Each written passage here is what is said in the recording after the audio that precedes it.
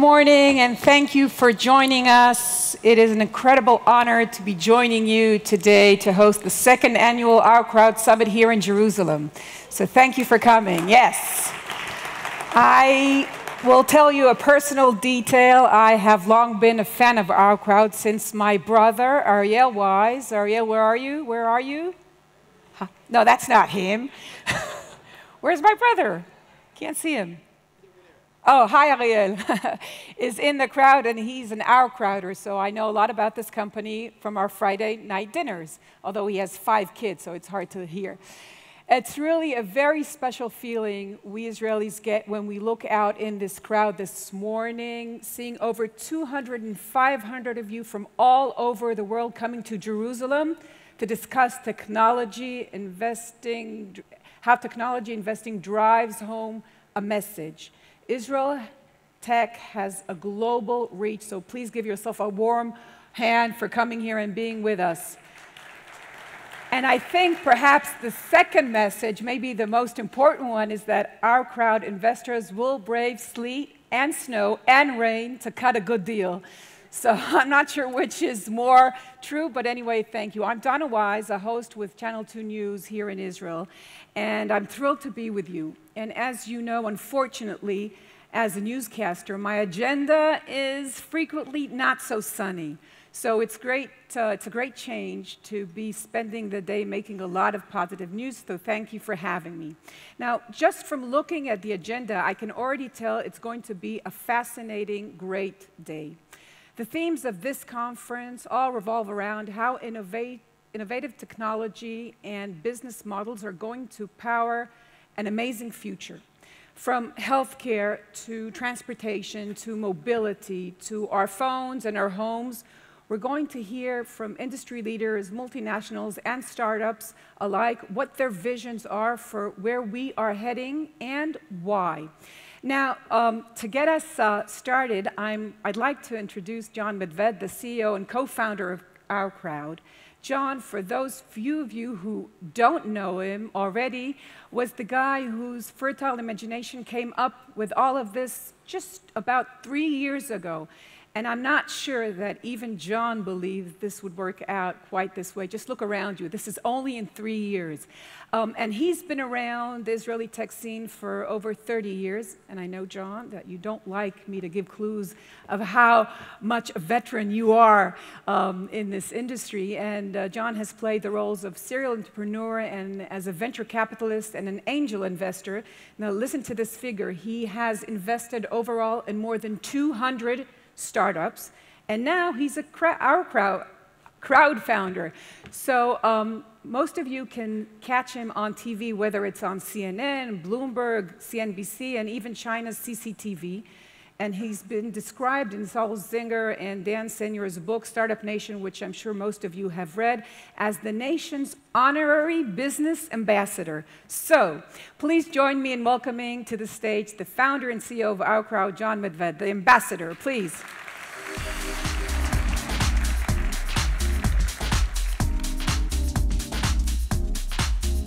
Thank you, Donna, and thanks to all of you. I mean, I'm just looking out here and getting a lot of naches, a lot of nachat, because as Donna said 3 years ago, me and a couple of people got together and said, you know, we should try to do something a little bit different relative to the investment scene in Israel.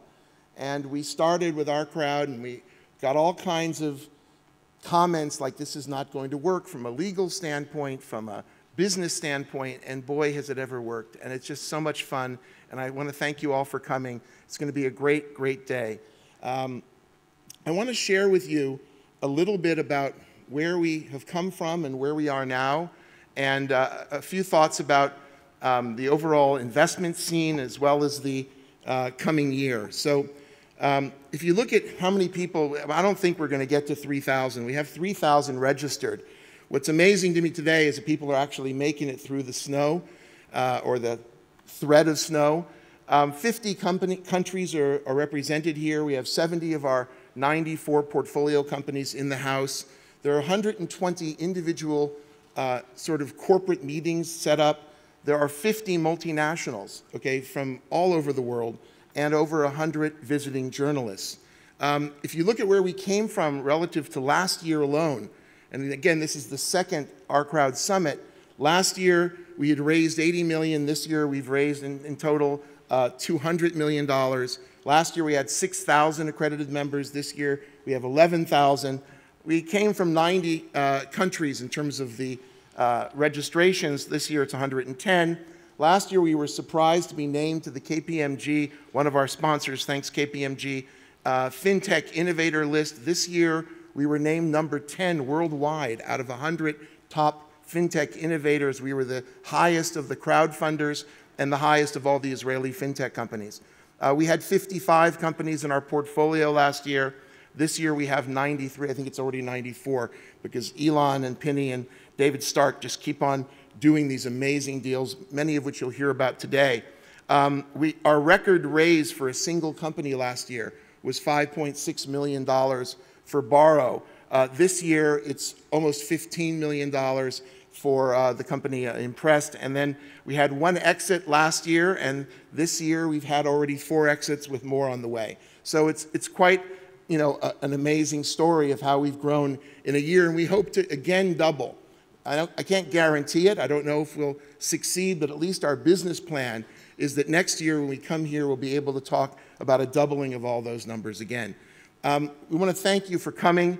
You're literally here from everywhere. You'll see delegations from Romania, from Panama, from Hong Kong, from South Carolina, from Cincinnati, Ohio. It's just, yeah, hey, go Cincinnati. And from Boston, despite the horrible news last night with the Pats' loss. Go Denver. But in any event, it's very, very good to see you. We lost about 100 people, by the way. They're alive, thank God. But they didn't make it from New York because of the snowmageddon. That, you know, we were worried about snow here. We should have been worried about snow in New York. We want to thank all of our investors. It's just, this is about the crowd, about the people who have not just put their faith and their trust and their money behind this endeavor, and most importantly, behind the companies, but they've put a lot of energy and passion. And what makes this different than in regular venture capital fund or the regular financial endeavor is that there's a huge amount of passion throughout the entire ecosystem. And it starts with the companies and the founders. It goes into the team that works at OurCrowd, and it certainly includes all of our investors. We're going to be doing more community building in the coming year. These are shots of OurCrowd meetings like this that happen all over the world. We want to thank the team. We're getting to the point where we can't actually fit our 100 people in a single picture anymore, certainly in our office, but we'll keep on trying. We want to thank our partners who are here, the corporate partners who have really come and made this, I think, so exciting and set up so many meetings. We want to thank our co-investors. And these are people who invest in each and every one of our deals. We've done deals now with pretty much the who's who of the venture capital industry. We want to thank, in particular, our summit sponsors, people like Greenberg and Tiger and JNext and Poalim and Magnolia and DLA and Arnone and the Jerusalem Development Authority, United Airlines. I'm going to not be able to read Puzzle Israel and the Maxim and Gvaot Wines, who are going to be providing us wine, and KPMG and Bloomberg and ProfitMix, and I got through them all. Okay, and they're a wonderful group, and they've really been very, very supportive. We want to thank our companies, because the companies, without the companies, none of this would happen. And we want to thank the companies that have exited, Rewalk and Nextpeer and Billguard and I'm forgetting. Oh my gosh, okay. Trendlines, thank you. Just went public in Singapore, and there are more on the way. Our portfolio has not only been exiting, but in getting great recognition. Literally, 2 of our companies were named among the World Economic Forum this year as the 49 leading pioneering companies worldwide. That's the company Consumer Physics with the amazing product SIO, which you'll be able to see demoed, as well as Elminda, and all kinds of other awards. We're proud of the KPMG award. We got number 10. I think you'll be able to find that information out at our booth. I want to make some comments about the overall technology and investment situation. I mean, you might know that my name in Russian means bear, Medved. Comes from med-ved. Med means mead or honey drink, and ved means eat. So I'm not afraid of bears. I'm not sure we're in a bear market, okay? I think classically we are. Last couple of days, you know, your guess is as good as mine as to where stocks are going. But we're going to clearly experience a downturn in the public markets. The question is, what does it mean to us as investors in startups, and how do we have to relate to this? So first of all, it really depends on your perspective. This is a chart of the S&P over, you know, almost half a century. And if you realize that the S&P has gone up 100 times since 1950, 100 times, that's an index. And you look at those jags, and yes, we might be on a little bit of a down jag now, but take a deep breath and look at the long term, and you see what's going to happen, both to equities in general, but most in particular to tech stocks. And what you have to understand here are a couple of critical things. One is that technology change will accelerate, that Israel is booming, that you need to be invested in private companies, that venture capital is becoming globalized, that crowdfunding is becoming bigger all the time, and that great companies are often built in downturns. So if you just look at what's going on with big data and cybersecurity and the Internet of Things, anyone who thinks technology is over is a fool, okay? Simply doesn't get it, that we're simply on the verge of another big upturn.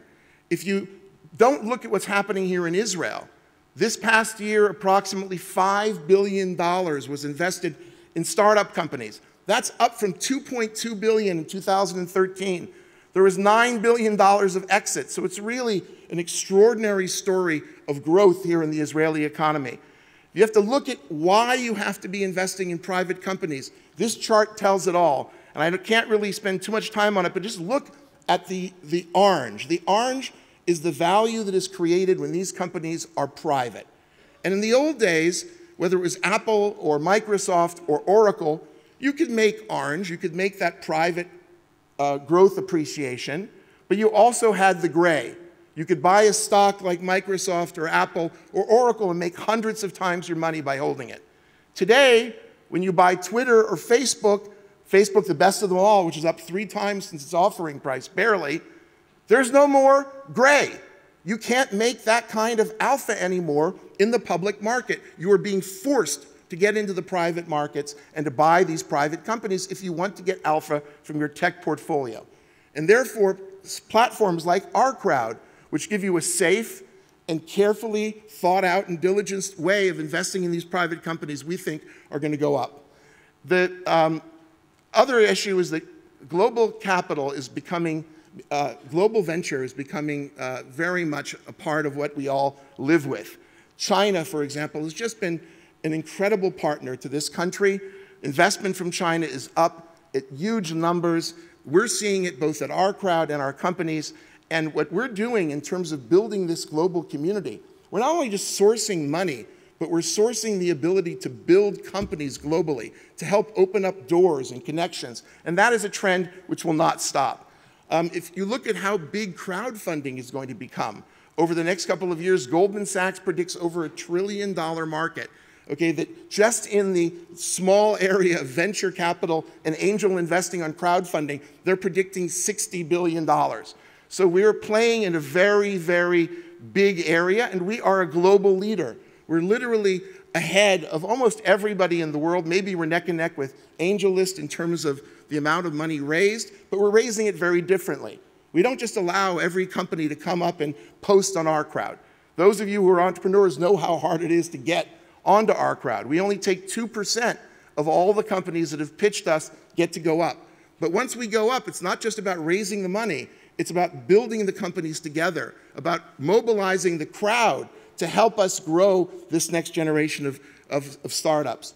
And another thing you have to keep in mind is that if you look historically about when amazing companies have been built, often they are built in downturns. That's something we don't always remember. We think that big, great companies are built in boom times. But if you look back historically, you'll see that great companies get founded when things get a little bit tough.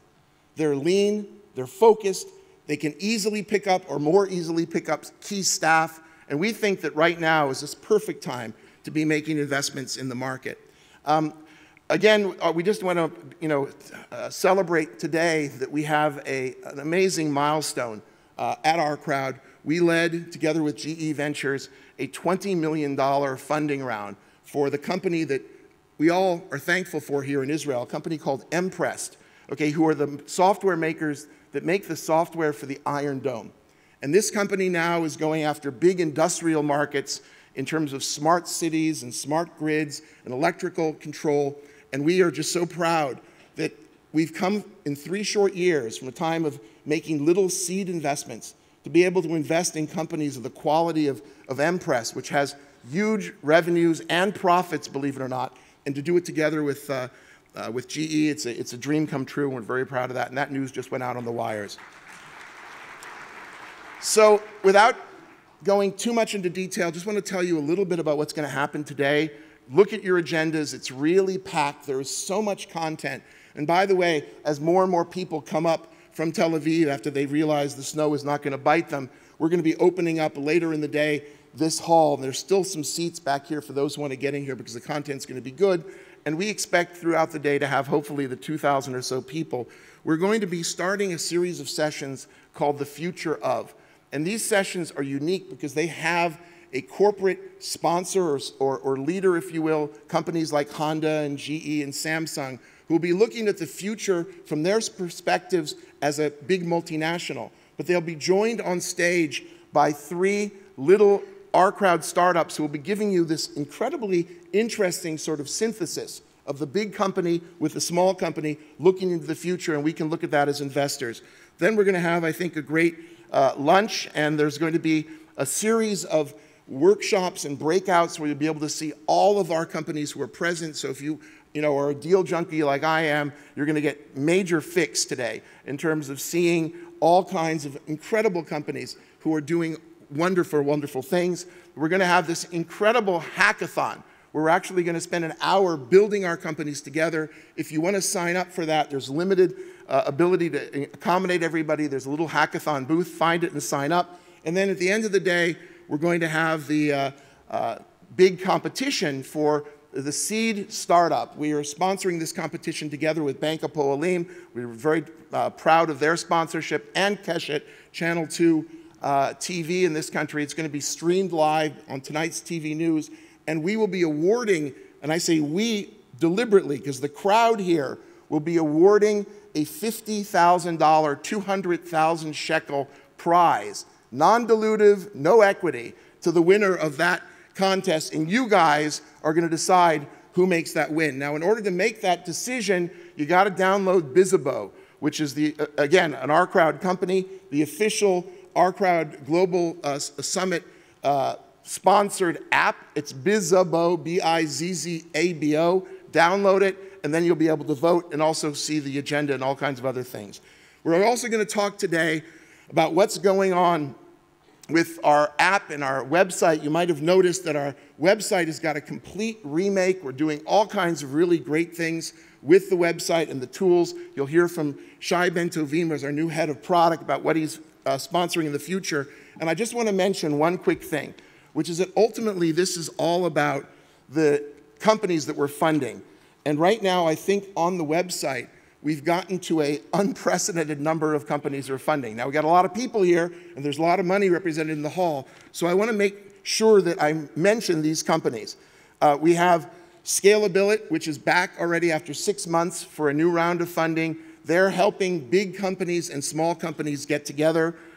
We have Memic, which is in the robotic surgery area, which is raising money. We have Powwow, which is a company helping big companies mobilize their traditional applications. We have Sweech in the diabetes prediction and prevention area. We have Inverid in the clean tech area. We have a brand new OurCrowd fund called OurCrowd Squared, which is essentially a winner's fund where you'll be able to participate only in rounds that are up rounds with outside leaders. Very, very interesting. We have Zebra, which just went up today. Zebra is another refunding round for a company doing radiological image matching. We have PQ, which is a company which is essentially going to custom print 3D your glasses so that you will have the right fit for your face And I hope I didn't forget any of the other companies. At this point, I want to bring up on stage a good friend, because we want to hear from some of the sponsors and just get a sense of a broader perspective.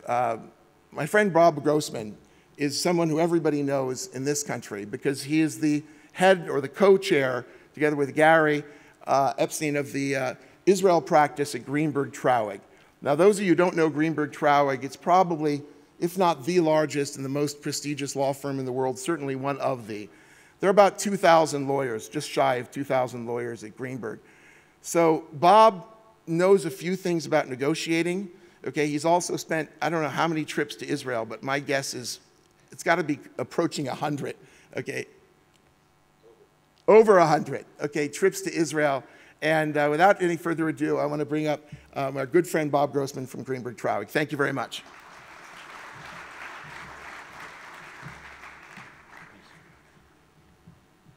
Thank you, John.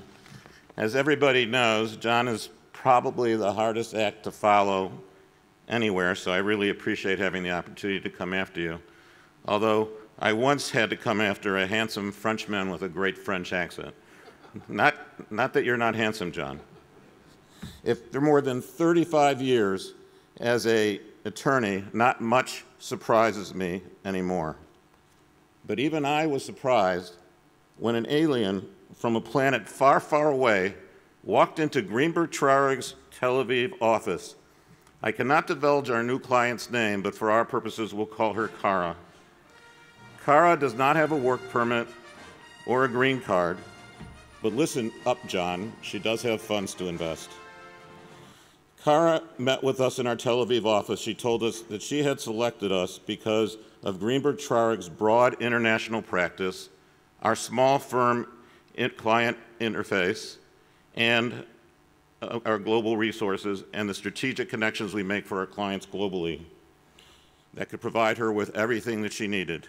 But she really selected us because we are the only international law firm with a registered office in Tel Aviv and also a major Israel practice, and because we know OurCrowd and John Medved. John, I know you were good at getting the word out, but I didn't know you were that good. Kara strongly believes that Israel and OurCrowd are the best places to meet her needs. We don't give investment advice, so we told Kara about Israel's entrepreneurial spirit and technological brilliance, despite its small size, about how we knew John when he was a successful Israeli VC, when we started our Israeli initiative during the Second Intifada. Some have known John a little longer than that. Tell me he doesn't look just like his mother. And about John founding OurCrowd in 2013 to give individual investors the opportunity to invest in Israeli companies and now also other companies that would otherwise have not been accessible to them, to give companies the opportunity to meet with a network of investors that add value and visibility, to save investors the hassle of due diligence and negotiation, to provide investors with easier access to the company's story, and to strengthen investors' bargaining position through the crowd. The crowd also allows investors to negotiate alongside major investors and VCs and on the same terms. As the crowd grows, larger investors have joined and become more focused on Israel. In a firm with more than 100 lawyer visits to Israel each year and an unshakable commitment to Israel, as well as our Israel office and global reach, we really believe that OurCrowd is special because it brings Israel to the rest of the world and the rest of the world to Israel, and it also brings together and connects the Israeli and global ecosystems in ways that are beneficial to all. It's hard for me to see from here, but just look at this crowd. The largest crowd of investors ever to assemble in Jerusalem from everywhere. And thank you all from everywhere else that came here. And you and OurCrowd, you and all of you out here and OurCrowd did this together, notwithstanding the terrible weather that has kept many from being here. As the major law firm sponsor today, and on behalf of all sponsors, we are proud to be a part of this strategic and historic event. As a firm that began with 3 lawyers in Miami and has grown to 1,900 lawyers, 38 offices, and 50,000 clients a year, we have a very Israeli attitude that no one invited us to the party, but here we are. In addition, no one tells us what party to join.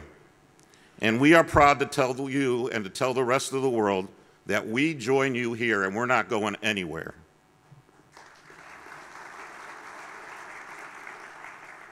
Just as Rudy Giuliani has recently joined us and will soon visit here.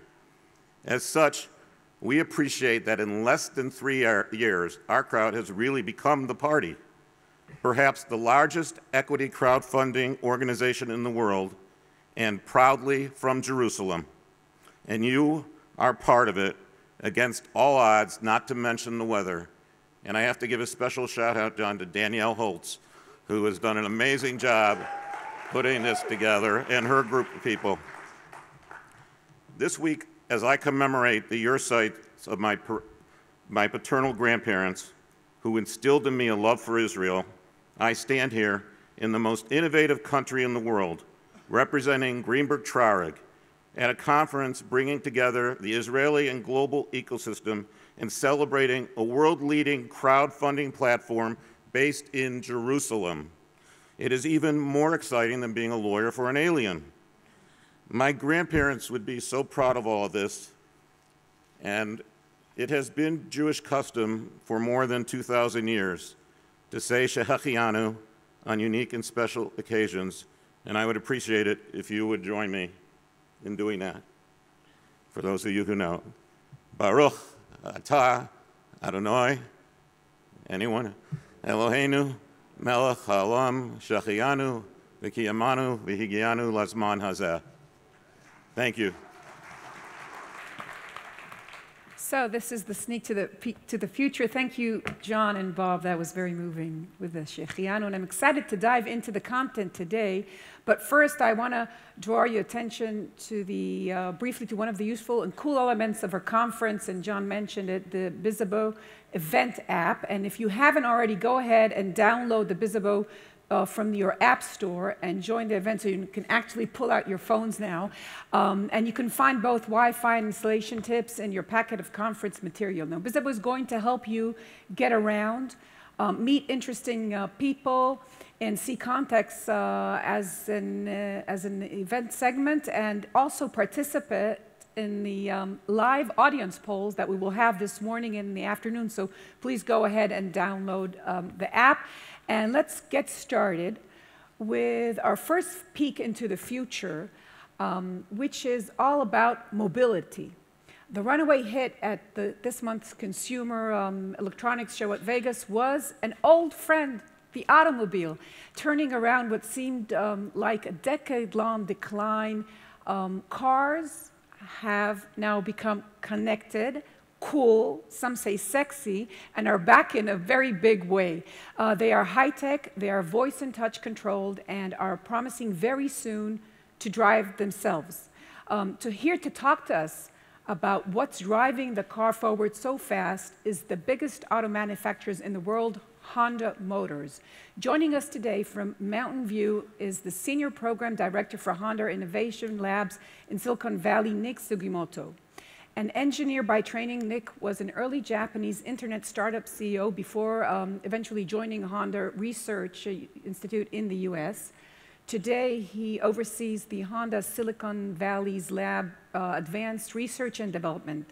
Joining Nick on stage are several leading OurCrowd startups in the automotive space to give their perspective. We will have Tal Baki, CEO of VocalZoom. We will have Yarden Gross, CEO of Engie. And all the way from Bangalore, India, we have Greg Moran of Zoomcar. So Nick, the stage is yours. All right, good morning. I'm Nick Sugimoto from Honda R&D, Silicon Valley, California. On behalf of all Honda colleagues in attendance today, I'd like to thank OurCrowd team to host us as a strategic partner. Thank you very much. Now, I imagine that most of you think about Honda as a car company, and you're right. We're actually a car company. We are selling about 10,000 vehicles in Israel each year, and also globally, it's about 5 million each year. But now, Honda, Mr. Honda, the founder's vision was not just to create a car company.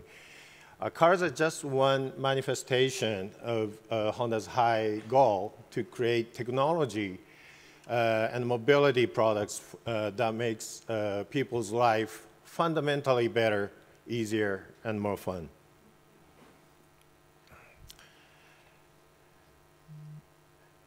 And founded in 1948, Honda launched its first product. It's actually a bicycle rigged with a surplus engine, gasoline engine from a power generator. Since then, with a relentless determination to serve our customers, Honda has created a number of industry-changing and also world-first technologies and products, and that defines Honda today.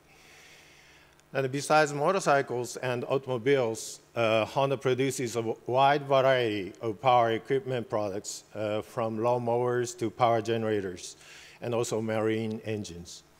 And with the first delivery of our Honda Jet last month, we have now expanded our mobility into the skies. We are so proud of it. Thank you.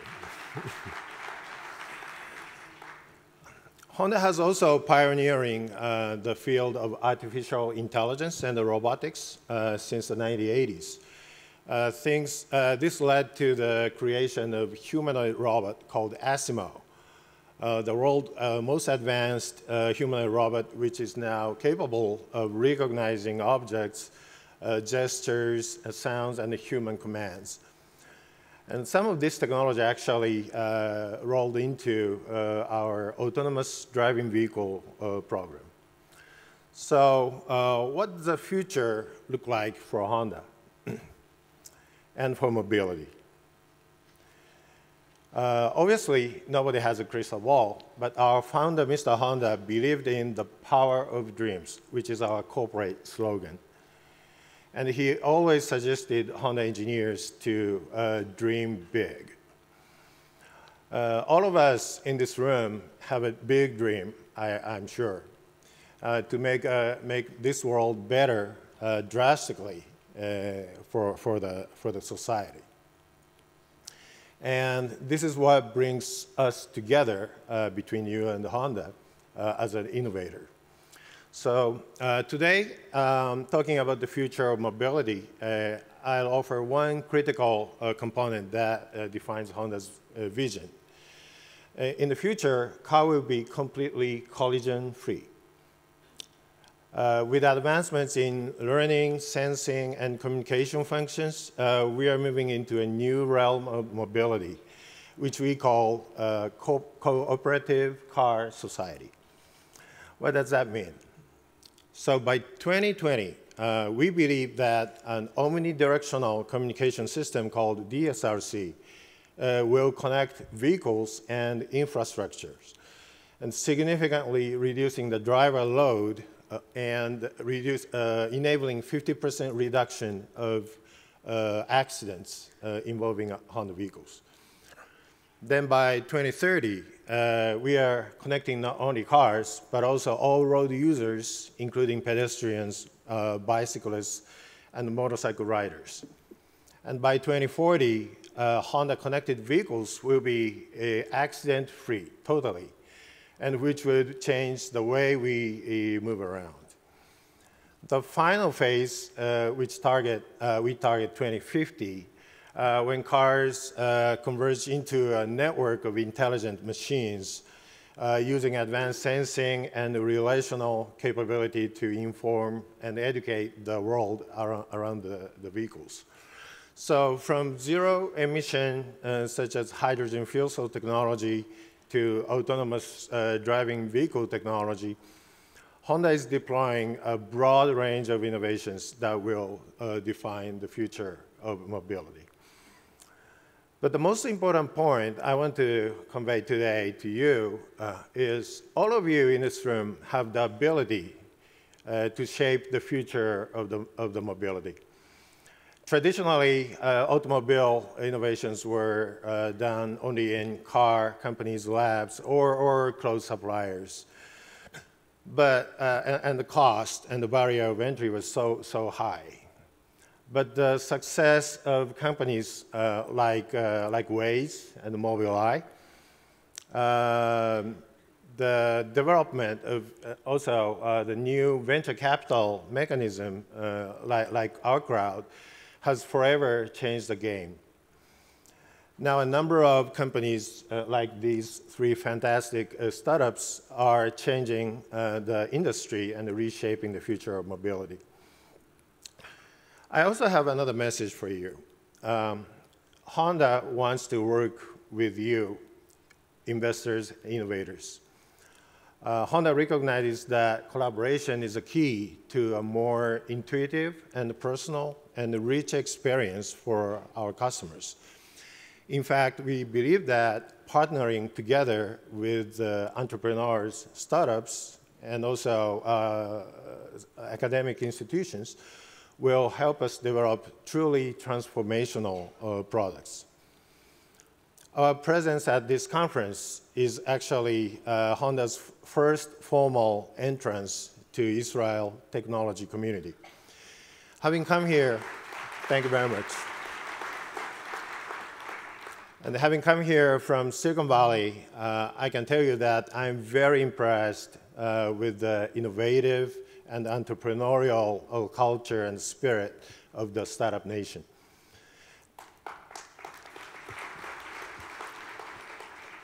And we definitely want to join forces with you to develop disruptive technology for the future of mobility.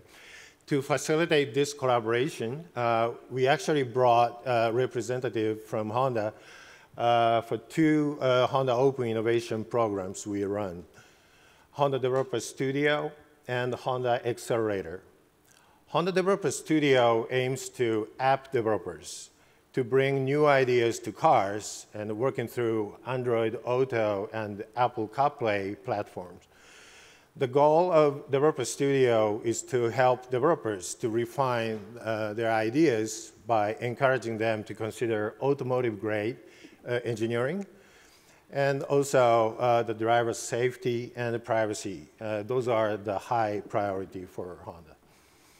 And a number of companies have already visited our Developer Studio, from a small startup to a large corporation.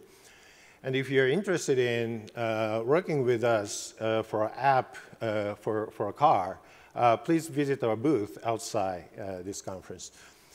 And beyond apps, we also brought reps for Honda Accelerator program. Honda Accelerator offers non-dilutive funding and also engineering supporting resources to help innovators to develop a prototype rapidly to prove the value of their concept.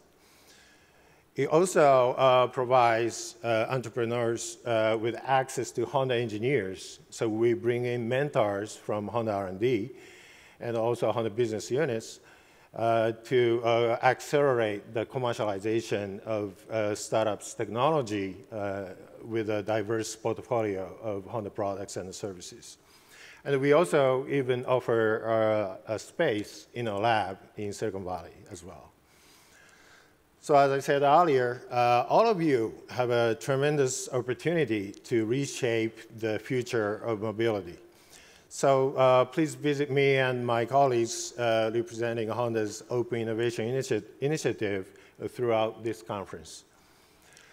And in closing my speech, these are very, very exciting and thrilling times for our auto industry. And I sincerely appreciate all of you thinking of the time with us and also enjoy the opportunity to interact with Honda. Thank you very much.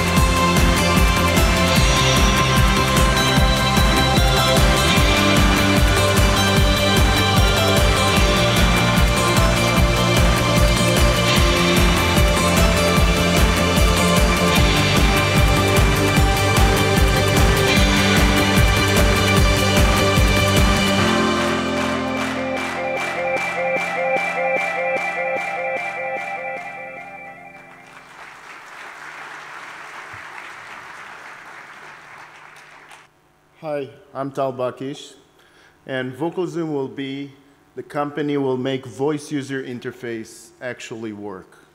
We've developed a very small laser sensor. It can actually measure your facial vibrations, and by that it can hear your voice.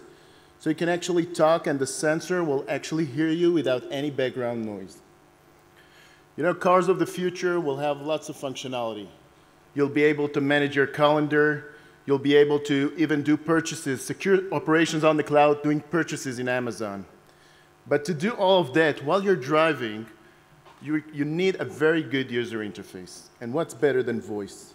Voice is seamless to use. It's safe. You can keep your eyes on the road and hands on the wheel. And it can even be used to identify who you are. We're all familiar with the situation where you buy this fancy device that has speech recognition inside. Usually it comes with names like Alexa, Siri, Cortana. But then when you start talking to her, she doesn't listen to you. She doesn't know who you are.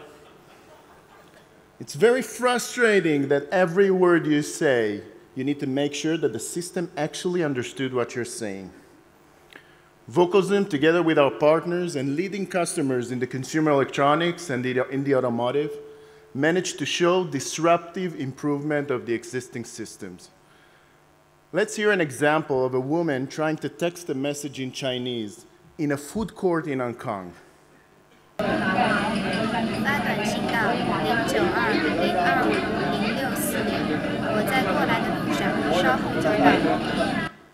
You probably couldn't understand anything she said, but let's hear how it sounds like with VocalZoom. 发短信到092-025-0640，我在过来的路上，稍后就到。 You still didn't understand anything she was saying. But still you could understand the difference, and in this case, Google Voice could understand every word she said. VocalZoom will be invisibly integrated into your future car. You'll be able to talk to your car while you have children in the back, the radio is on, and the windows are open. We're going to have our first product in the market mid-2016. It's going to be used for head-mounted applications such as augmented reality and smart glasses, and it will even be integrated into motorcycle helmets. You'll be able to operate your smartphone while driving on a motorcycle just with your voice. We have a large funnel of customers waiting to integrate our products within the next 2 to 3 years, and we're welcoming your help to make it happen faster. Thank you.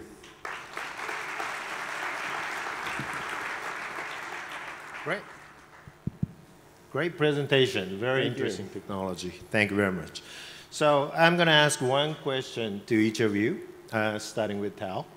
So when will be the first production model car rolling off the line with the Vocal Zoom optical microphone on board? Sounds like the question to me, but yeah, this I was wondering what to answer now. Vocal Zoom is about to start a roadshow with one of our leading customers, a large automotive tier 1 supplier in North America. And we're going to do the roadshow for many companies. So I guess beginning of 2018, we'll start seeing integration into cars. Great. Thank you.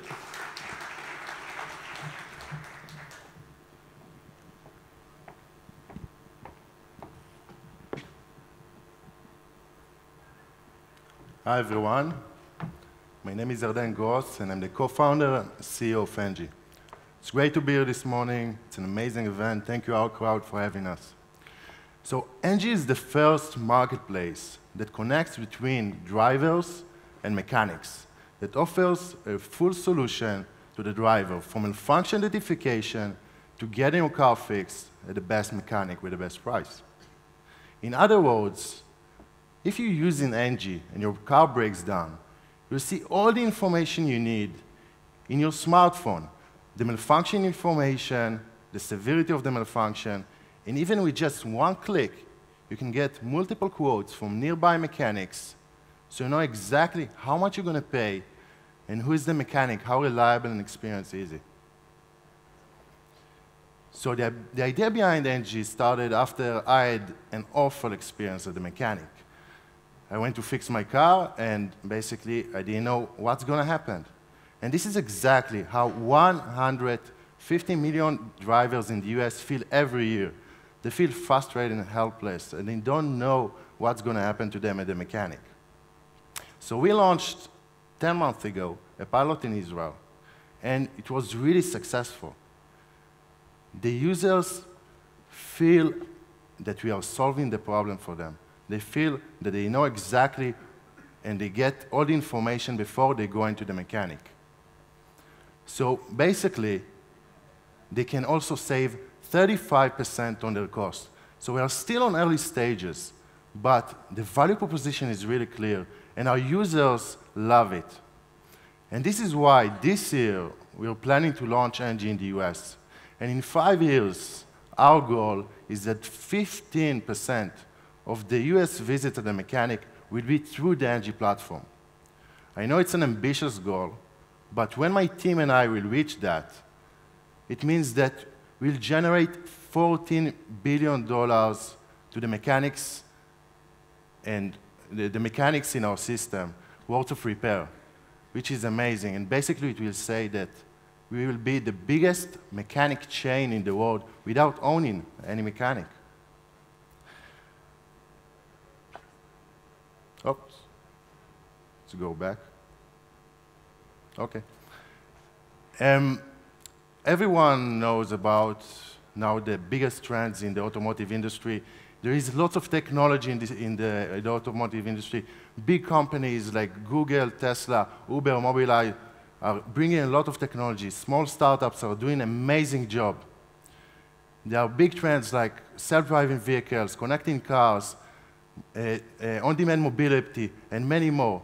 And really soon from now, it's going to be a big trend that's going to change the automotive repair and maintenance market. And Engie is going to lead this trend. And I would want to finish with just one feedback I got from one of our earliest users. And he said, you know, a few years ago, you used to navigate to places by asking people for directions. You were taking this paper map and try to figure out how to use it. Today, you get all the information in one place, and you know exactly where you should go. And you know, when I used Engie, when my car broke down not a while ago, I felt the same thing exactly. I know everything I needed to know, and everything became totally transparent to me. Thank you very much. Thank you, Yared.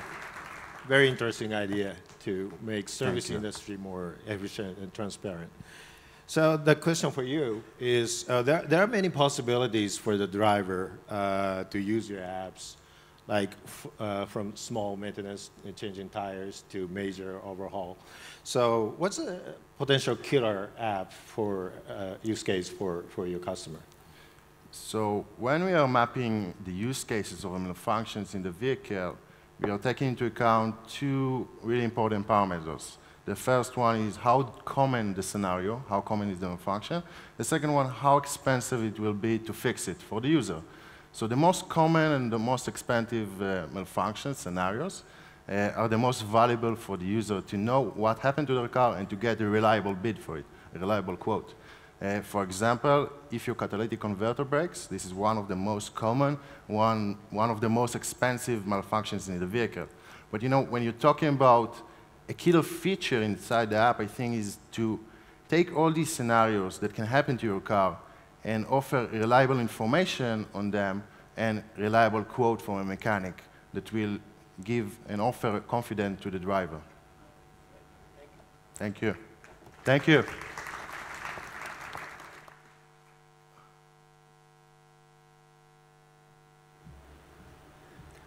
Hi, everyone. I'm Greg from Zoomcar.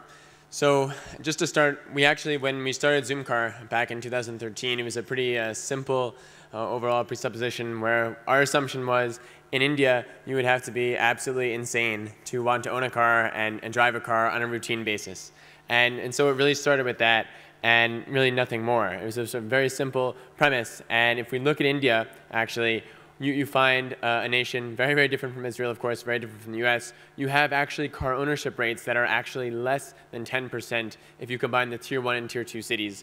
And you have cities that are actually 5, 6, 7, 8 times as dense as European cities or American cities. And so for us, it was kind of that sort of 1 plus 1 where it was a very sort of obvious pain point and a huge problem to go out and attack. And so with that, in 2013, I actually left and shifted from the US to move full-time to Bangalore. And we've been building the company ever since. So today, fast forwarding almost 3 years since we launched, we have about 2,000 cars across 7 cities in India. So all the tier 1 markets, including 1 tier 2 market. So as you can see here, we actually have 18 different car makes. So one thing that's very novel is we wanted to serve every sort of use case that's imaginable, because we were actually the first car rental company to even exist in India, where you wouldn't have to have a chauffeur, you wouldn't have to have a driver, you would just drive yourself. And of course, we all take that for granted here in Israel or in Europe or in the US, but we actually were kind of coming in and meeting those use cases where not only just a 2-hour, 4-hour, 8-hour sort of like zip car to go style use case, but even like a multi-day, multi-week, or even multi-month use case. And so it was really kind of an end-to-end ecosystem that we were looking to actually go and step into. And that's really what it was about for us. And so I think when we look at it and compare ourselves to other players, we actually are looking at a much more holistic overall ecosystem.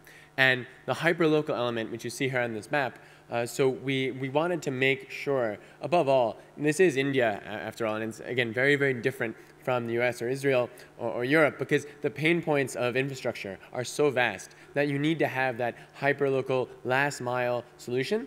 And for that, what we came up with was a totally different redesigned booking flow. It was always about the customer experience, about making it super seamless, super painless. And the majority of our transactions happen in the mobile app. So about 75% of our bookings happen here. But we give people the option of actually giving a last mile solution, which means that we'll do a doorstep delivery of the car.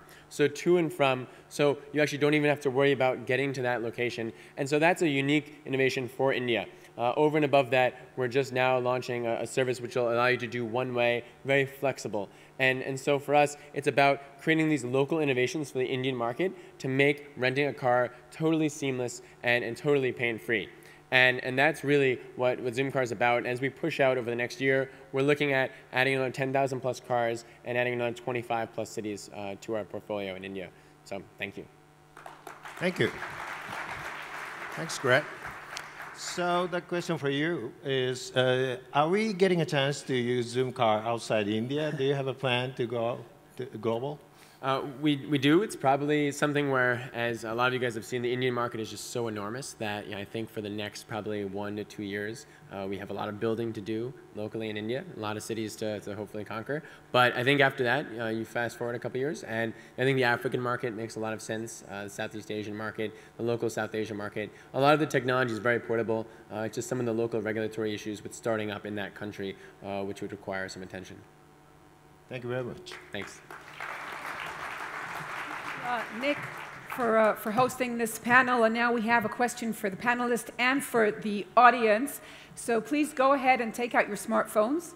And if you have downloaded the Visibo app and joined the event community, go to the Vote tab on the bottom of the menu. And if you haven't, you can still vote by going to the URL that you have here on stage, or by sending a text message to the phone number you see on the screen. Boy, I've waited for this opportunity to say you can text. We don't do that on the news, American Idol style. So this is the question that I have for you and for the audience. When will the majority of us be driving autonomous vehicles? A, next year. B, 2020, C, beyond 2020. So go ahead and vote, and while the audience votes, the panelists, please do it the old-fashioned way and just write your answer. A, B, or C. So we've got A, it would be next year, B, 2020, and C, beyond 2020. And oh, we already have results, wow. Okay, there's no music, no one, nothing, okay. I should have known. Okay, so let's see. The crowd says most of us will be driving autonomous cars beyond 2020. They're not that optimistic. Let's look at the judges now. What do you have? You're the only optimist in the crowd. Maybe he has a vested interest in that. Anyway, so we were all thinking that it will take a bit more time. So thank you for participating, and thank you for being with us, Nick, and the representatives of the startup. It was really, really fascinating. Thank you to VocalZoom, NG, and ZoomCar, and to tell you the truth, I can't wait for the day that I could sleep through my commute. I think all of us would want that, right? That would have been an easier morning than this. So next is, what? I'm sorry. Questions before they leave. You know what? This is why you have your app, and they're going to be around throughout the day, and you can catch on and try and have them answer your questions. They're just there, so I think you should just go and give them your card or whatever, okay? But this is how it's going to work, because there are too many people for personal questions. Anyway, so so let's go up to our next session, which is on the future of corporate innovation. Israel is well known as a startup nation. It should also be known as the multinational nation, because listen to this figure, over 350 major multinationals have R&D centers here to access and work with Israeli startups. That's amazing, 350 multinationals. And the question is why? Well, large companies, I think, are realizing that more innovation is happening in this very little and tiny country than ever before. And it is up to the corporate leaders to capture the Israeli secret sauce. Now, no one knows better about secret sauces than a company whose core product is a beverage and whose brand is more classic than tech. And I think you've got it. I'm talking about the brand that has been here for more than a century, Coca-Cola. So to tell us about how innovation has become mission critical to the Coca-Cola company, joining us is Alan Bain, Coke's CTO and Chief Innovation Officer. Alan previously was a senior executive at the number of software and network companies and is a board advisor to numerous tech startups. Now, I want to tell you that Alan's work at Coca-Cola in Atlanta drew him to Israel, where he co-founded Coke's Tel Aviv accelerator program, The Bridge. Since then, The Bridge has already worked with dozens of companies, including OurCrowd's portfolio companies, Ubimo and Simagine. Joining Alan on stage are two Israeli startups whose solutions are helping accelerate corporate innovation. Nir Daub, co-founder of Simagine, and Toby Oshelensky, CEO of Scalability. So I'm going to ask them to join stage. Thank you very much for inviting me. What I wanted to do is to give you a little bit of background on Coca-Cola. As Dana mentioned, we are a beverage company, one of the most recognizable brands in the world. And as you saw, over 1.9 billion servings of our products today from 500 different products, operating in every country in the world except for 2, and soon that will be 1. But what you don't know about Coca-Cola is what it takes, and what the ecosystem is in order to support a large multinational, and why we have to think differently about innovation and what we've been doing over these years. So just a little bit of background on Coke. In addition to being the world's largest beverage company, if you start breaking us down and you look in our annual report, you look in our 10Qs, what you're going to find is that we're actually the world's largest logistics company. We have more vehicles on the road every day than Federal Express, DHL, and UPS combined. Okay? We have over 750,000 employees that work for the Coca-Cola system. When you start looking at our finance and treasury function, there's almost $1 billion in profit that are generated purely from treasury activities. It makes us the size of a large regional bank in the United States. Of course, we're one of the world's largest marketing organizations with over $4 billion a year in spend. We have large R&D facilities in many countries of the world. And we're a manufacturing company. So when you think of what a company is, you can't do it just by its products. You have to look at the company and look at what are all the pieces that are involved. So innovation has been important to us for over 125 years. From the contour bottle, when we first early on started out, to the plant bottle.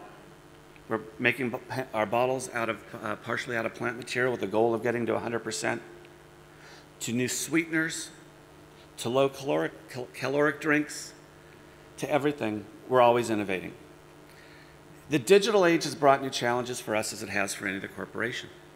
The speed in which companies need to innovate to stay ahead of the consumer is something that you can no longer do internally yourself. So 2 years ago, we reached out and we said we need to do something different. Now, I live in the Silicon Valley. I'm probably the only CTO of a Fortune 500 company that does not live where it's headquartered. But I live in the Silicon Valley because the company wants me to be close to innovation. So when I start looking around the world at where I'm participating in innovation and where I'm not, Silicon Valley's easy. It's my backyard. Many of my friends have started many successful companies. It's also where half of all the venture funds, half of all the venture funds in the world are invested. You start going down the list. New York City is next. The Boston area is next. Los Angeles is next. The UK is next, and then there's Israel. We were not effectively, at that time, participating in the deal flow, participating in the startup community effectively, and we needed to change. So Coke has many different areas of innovation, just like many corporations. We have a venture and emerging brand group, which is always looking for new products like Honest Tea, Glasso Smart Water, and other things. We have our marketing ventures group, where we do deals and joint invest with people like Spotify, Misfit, and others. We have a traditional M&A organization, which has made purchases in companies such as Monster Beverages, Keurig, and other companies as well.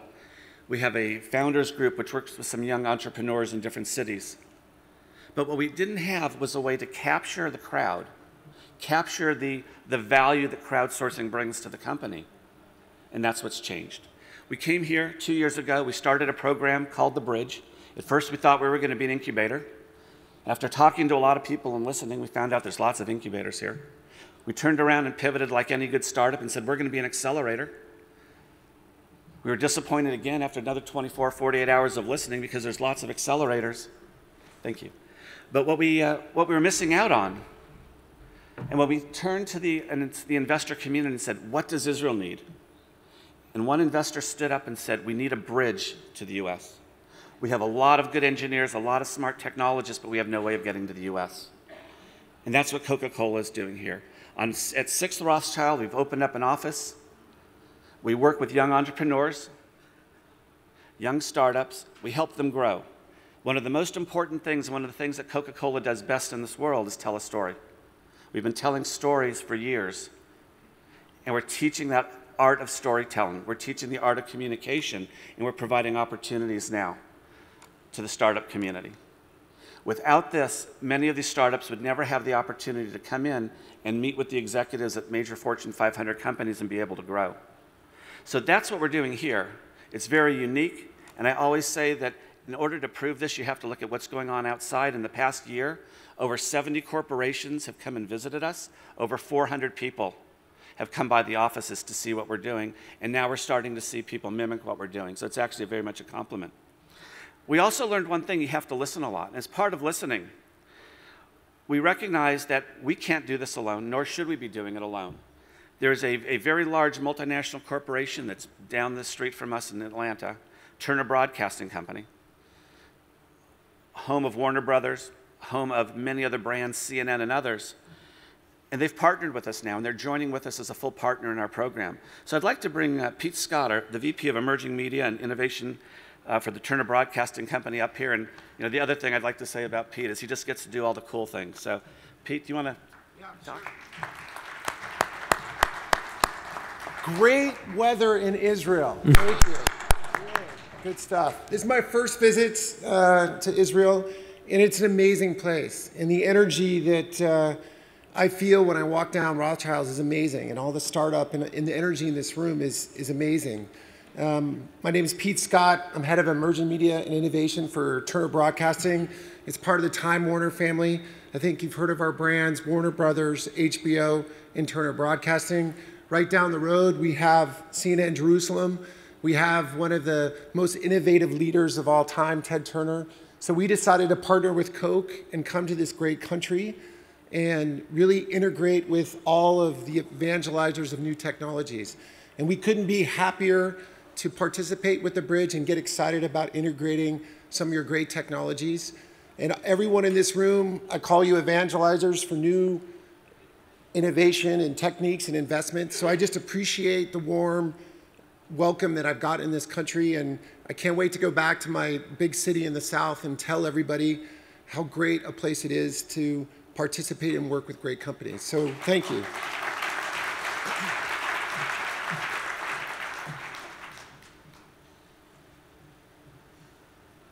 So good morning, everybody.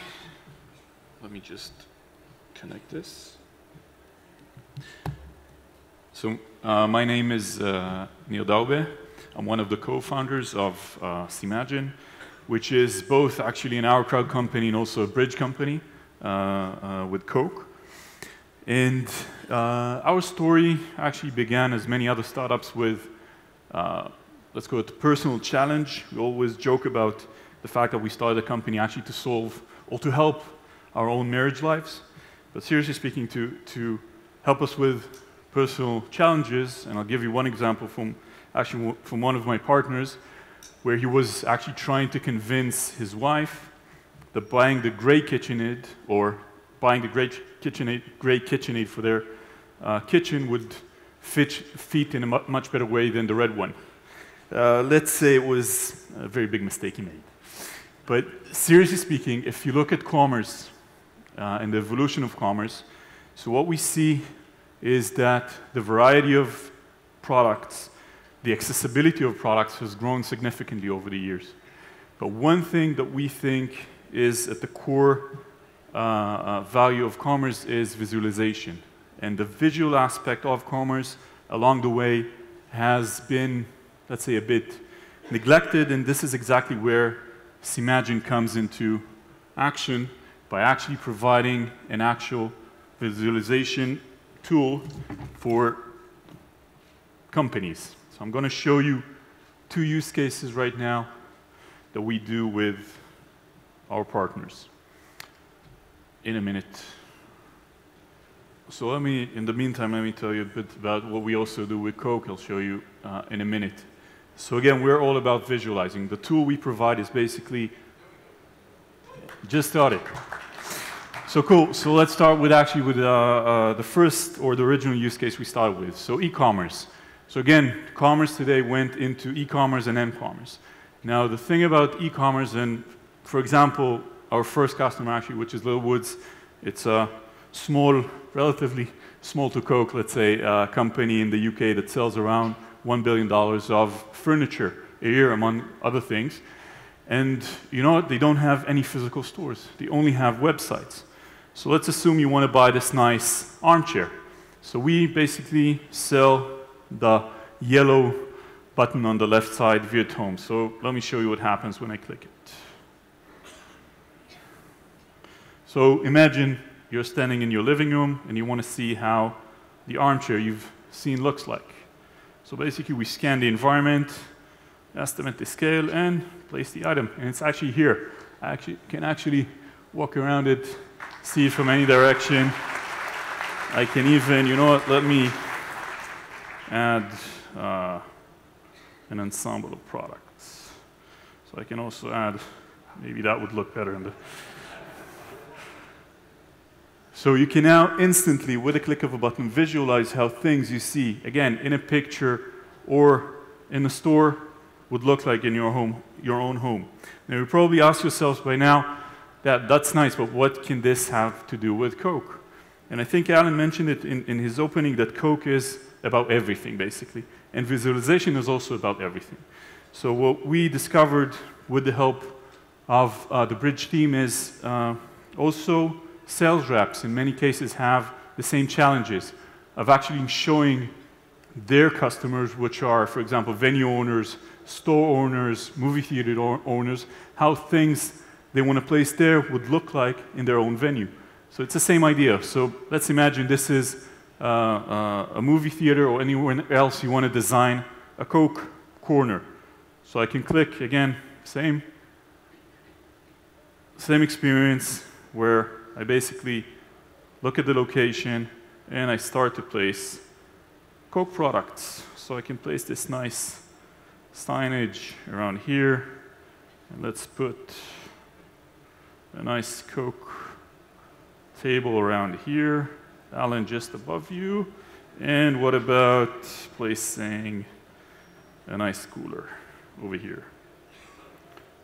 Oops, yeah. So I can have an ensemble of Coke-related products, and I can now show the venue owner instantly how this would look like in his own environment. So we are all about the famous phrase, I think, seeing is believing. At the end of the day, when you want to buy something, you want to actually see how this would look like prior to actually placing it or buying it. Thank you.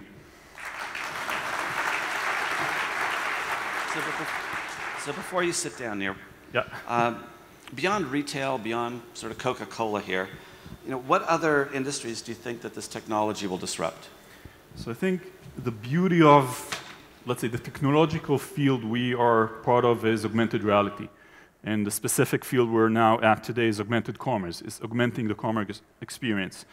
The beauty of augmented reality is that it's about visualization. Now, visualization for us is basically anywhere in life. I heard the previous panel talking about automotive. So in automotive, for example, placing arrows on the road in front of you is also augmented reality. It's to put virtual items or virtual things into your reality instantly. So we see, for example, automotive as another industry. We see, for example, medical as an additional industry using the same core technology that we have today. Pretty broad opportunities here for you. Very broad. Great, thank you. Thank you.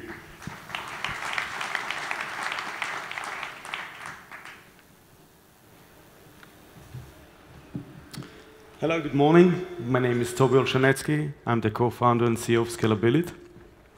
And I'm here to do a huge impact, actually totally disruptive the way enterprise software is being bought by the enterprise. I'm a serial entrepreneur. Scalability is not my first startup. And I've been building startups for the last 20 years in different domains, cybersecurity, SaaS, mobile carrier solution, but all of them, there was one common thing, it was enterprise software. And I saw in the last 20 years that the biggest problem that I was facing for my startups or the startups that I know was not actually building the product. Today, it's relatively easy to build new product. The biggest problem was how to go to the enterprise and convince the enterprise of doing proof of concept. In today's world, any startups or software vendor must do a proof of concept in order for them to gain traction or to sell their technologies to the enterprise. But more than 90% of startups and software vendors are failing on the first pilots that they are doing with the enterprise. And this is because of different reasons. It can be lack of understanding of the network, the enterprise network topology. Sometimes wrong RFP or missing information in the RFP of the enterprise. And there are many, many cases why this is happening. Another thing, for the startups, the acquisition time that it takes for a startup until he finds an enterprise and convinces the enterprise, the CTO or the Chief Innovation Officer of the enterprise, to do a proof of concept or a pilot with them, takes a lot of time and money. Usually it's anywhere between months to a year. And lastly, for the enterprise, to do integration with each one of those technology or startups or software vendors that are coming to them, it's a very big hurdle and pain point. Because even if two startups are coming to do a proof of concept on the same topics, let's say cybersecurity solution, for the enterprise, it's double the integration time, double the efforts, and double the resources to do on each one of those startups. We are targeting a huge market. We are targeting about 350,000 startups and software vendors across the globe, which give us a market size of about $4.2 billion. You know, we are in Israel, everybody's saying we are a disruptive solution. We are really disruptive, the ecosystem of the enterprise software, with our proof of concept platform. We are totally game changer in the way that startups, and you're seeing a lot of startups here in Israel, and all of them must do POC. So we change that dramatically and make it much more easier and faster. And for enterprise to find and realize new innovation and doing proof of concept, it's much easier with our solution. Proof is combined of three elements. One is a market network, the second is prediction analytics, and the third is SaaS solution that make us the first in the world pilot as a service solution platform that allows any startup in less than 10 minutes to come to our platform and start doing proof of concept with an enterprise. And for enterprise, with one connection, one integration, start doing POCs, proof of concept, with tens and hundreds of startups. We just launched our closed private beta, and I invite all of you to join Proof and start doing proof of concept. Thank you very much. So as a large company, I look at 3,000, 4,000, 5,000 new technologies a year through my ecosystem of venture capital firms, accelerators, incubators. They're all screening things for me. And I'm testing anywhere in the tens to low hundreds a year. How long is it going to take you to get to 1,000 startups and really build that platform? As I said, we just launched our closed private beta, and we already have more than 150 qualified startups on the platform. And we're going to reach 1,000 startups by the end of this year, and we're going to double it next year. That's great. Thank you. So I'd like to invite Dana back. Here we go. Alan, I'm back on stage, and this is the time for y'all to take out your smartphones because I have a question for you and for the panelists. So the question is this. There are 52 acquisitions of Israeli companies by multinationals for over $9 billion last year, nearly setting a record. So do you think that in 2016 there will be A, more than that acquisitions, B, the same amount, or C, a smaller number? Okay, so this is the ways that we're doing it. Old-fashioned, high-tech fashion. Okay, we have an optimist crowd this morning. Well, you came here in this weather, so you've got to be optimistic. So most of the crowd, 80% of the crowd here says they're going to be more than 52 acquisitions. We're going to see higher numbers for the Israeli startup community. Let's see how B, same amount. be more. Okay, so this crowd is more optimistic, and they're the investors, so I think it's a good sign. So thank you for that. Thank you for participating, Alan. Thank you again for hosting the panel, and for S'imagine, and for Scalability. And now, next, and a big thanks also for Peter for helping them expand with Turner's support. And now up next, we're going to focus on a device that I'm sure all of you are holding in your hands, because I just told you to do that. And that is, of course, the rise of mobile phones, and which has been a substantial force for change in our generation. You know, access to information and communications went from being a tool for the wealthy to a great equalizer, and opened countless opportunities for entrepreneurs and social activists all over the world. That is all known. It has also meant that there are more people today who are connected to the slab of silicon and metal in their hand than any other object in their lives, including their spouses. We know the truth. So we're fortunate to have here the company that sells more phones than any other. Last year's numbers put Samsung at over 1/5 of the global smartphone market. That's an amazing figure. In their process, they've become synonymous with innovation in this area.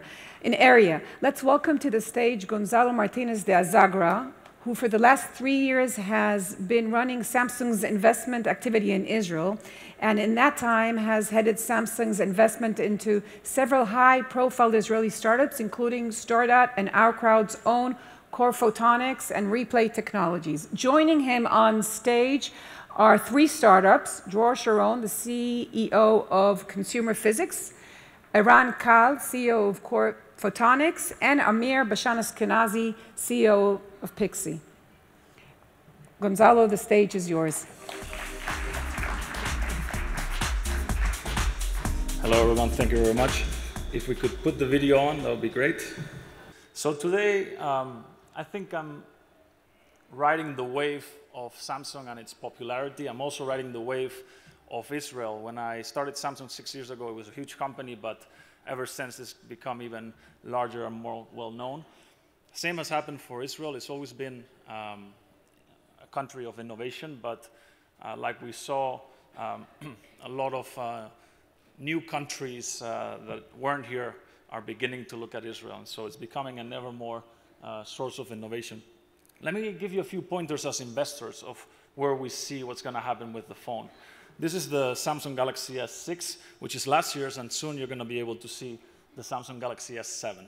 So wait for that. So let's start by asking ourselves the question of how many phones are there? So there's a lot of estimates. This is from the GSMA, which is a Telecom Carrier Association, giving some numbers. 50% of consumers have a mobile subscription. And people estimate that approximately 70% of the world already has a mobile phone. 37% of that are smartphones. Let's take a deeper look at. On the circle on the right, in 2014, you see that in the developing region, the smartphone percentage is still very small. So there's going to be growth by 2020. Obviously, in our developed world, that is significantly higher. Why is this important? This is important because already today, the mobile phone is the device of choice when accessing the internet.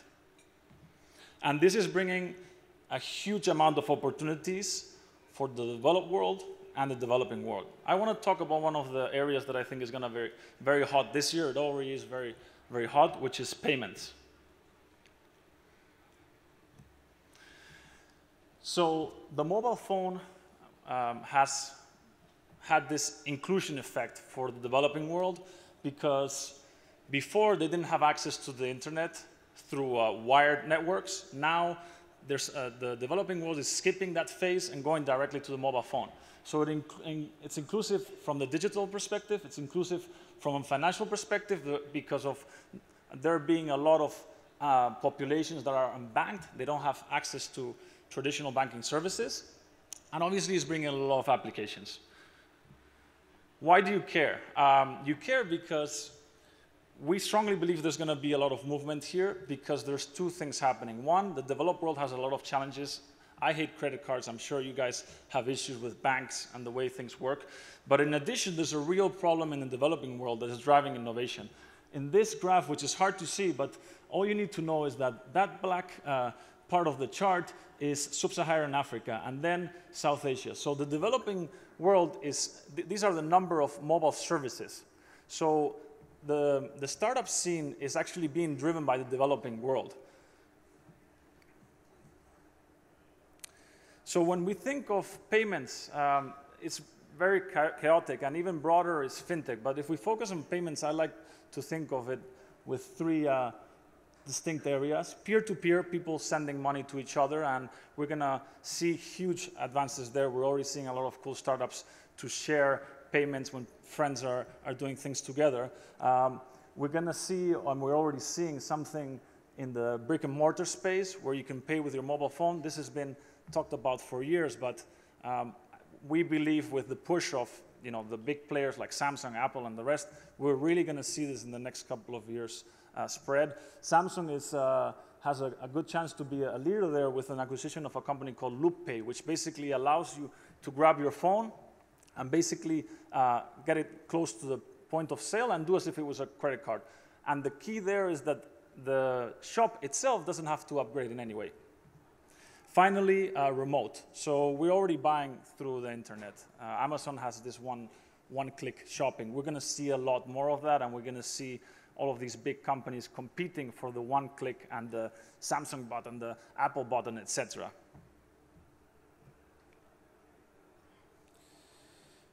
Now, let's go back and understand another challenge that I'm sure you're facing. My phone's about to die because I didn't charge it last night. I was too nervous and I forgot the charger. So what's happening in the battery technology? There's companies looking at how to grasp or how to take advantage of energy from the sun or from radiation around us, energy harvesting. There's a lot of people working on new batteries, both primary and secondary, to increase capacity. Then there's a company that we invested in called Stordo that's doing fast charging. You can charge your phone in 1 minute. And then there's something very cool as well, which is wireless charging. This is also a topic that has been talked about for many years. Companies like Whitecharge and Humabox, these are Israelis. Whitecharge, you can think of it as the Wi-Fi of charging. You have a device in the room, and your phone's being charged while you're there. Humabox, on the other hand, has a cool cavity, a cool bowl where you throw your devices, your glasses, smart glasses, your wearables, and they would charge automatically. So there's a lot of cool stuff happening in this space. But let's go back, and we know the battery is important because the mobile phone might as well have been embedded into our brains, because the people in my generation are saying in 87% of the cases that the smartphone never leaves my side, day or night, which is crazy. And if we look at the rest of the data, this is from a Kleiner-Perkins presentation, I will see that people really are stuck to the phone. Now, let's look at the uses. You're not going to have time to look at all of the detail, but what this is saying is, the applications or the uses that are more common for people. And we have SMS, voice calls, emails, obviously, and the number of days or times that you use it per day. I want to focus on social networking because it's going to lead me to one of the topics that is very hot. So what are the generations said? These are the younger generations looking at. There's a common denominator. We have social networks such as Instagram, Twitter, Facebook, Snapchat, Pinterest. And what they have in common is that they're using the camera and they're sharing a ton of pictures. So, not only that, our generation, the millennials, they're using, in 44% of the cases, the camera at least once a day, which I think is crazy. So this highlights the importance of the camera. So how's the camera of the future going to look like? We have very good cameras already from us and all of our competitors, but there's still things that are challenging. So low light environments, when we go out for dinner at night, the picture quality is still, can be improved. We can have night vision. There's companies, as you'll see, that are doing optical zoom, which allows you to zoom in with your regular phone and having a very narrow or thin phone, and yet not lose quality when you zoom in.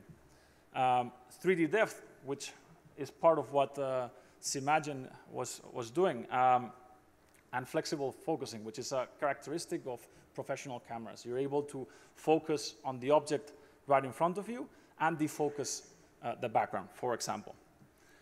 One more slide about this. So we saw an application of augmented reality, and this is going to be even hotter in the years to come. We're beginning to see a lot of very cool content.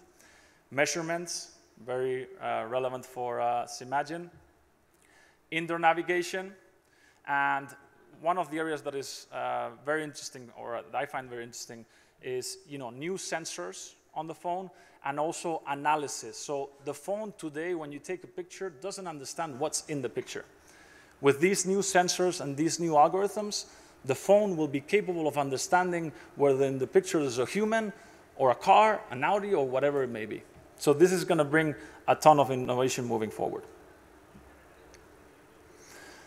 Finally, I want to show you a clip of a company that we invested in. I apologize for the quality of the sound. It's not great, but it allows you to see the following. Imagine you are watching an NFL or soccer game in your home. The broadcaster will be showing you whatever angle they want, but then you have your phone, and you're able, let's say it's a penalty or a touchdown, you're able to zoom in, zoom out, and move around the scene wherever you want. Now, if you go one step further, you can imagine to actually be inside the game, in the stadium, viewing what the quarterback was viewing, or what the goalkeeper was viewing. So you're going to see only the first generation of the zoom in, zoom out, but the technology for VR already exists. I hope you enjoy it. Thank you very much. This is possible thanks to the dreams of the entrepreneurs here in Israel, so please keep on dreaming. Thank you.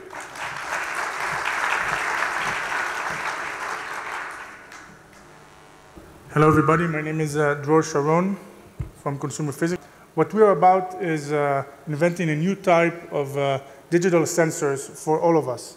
So if you can think of the smartphone that you have that Gonzalo so eloquently talked about, it's basically a supercomputer that's always connected to the network.